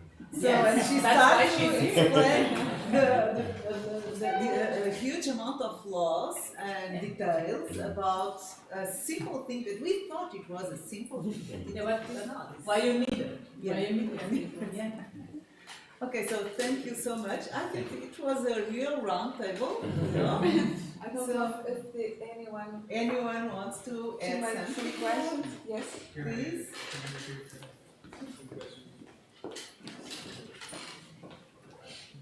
Can you introduce yourself? Yes, I'm José, providing here Oh, from okay, university, and I was part of the team who is creating the repository. One of the things I've heard here is a challenge, and accessibility, sustainability. That's one big issue on trying to implement the repository. The thing is, what I kept from previous talk was we don't know what results are. And that's a big issue that we have. We cannot make a repository that's like a hard drive that you keep on your backpack. So if you come to the institution and say we have 15 terabytes of information, we want to store it there. Yeah. Can you fund it? We have the means to keep this alive. So I think the paradigm has to shift a little bit. So there has to be some awareness of what the results are, how to ultimately stewardship of that data, who will be the gatekeeper for what gets into a repository and what does not. And it seems that we are in a sort of catch-22 state. We don't use other repositories because they're not powerful enough or visible enough. so they will never be. So we are, from what I understood, and it might be wrong, we are not investing in other repositories because they're not visible enough, but we aren't contributing to give them visibility. We're going to Dr. Sociedad, and also taking something from Pedro's talk, you quoted Essa Queiroz. I would like to quote some songwriter, Zach Rocha, that's we have to start somewhere, we have to start sometime. What better place than here, what better time than now? So if it's going to take a lot of time to get the repository, now's the time. Absolutely. Thank you. Thank you.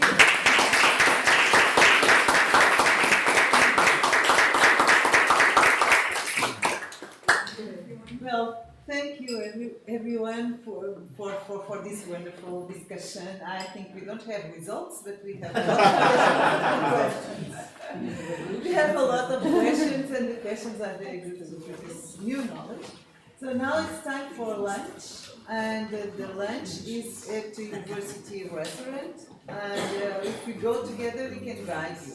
Okay, so let's go to the, but many of us know the way, so Rosario knows the way to the restaurant, Pedro knows the way to the restaurant, all our staff, Eduardo and Andrea. So let's meet at the entrance if you want, then we go to the restaurant, okay? Thank you. Bye-bye. Bye-bye. Sorry. Bye. We are having this. And one of the things that people didn't figure out is that they can.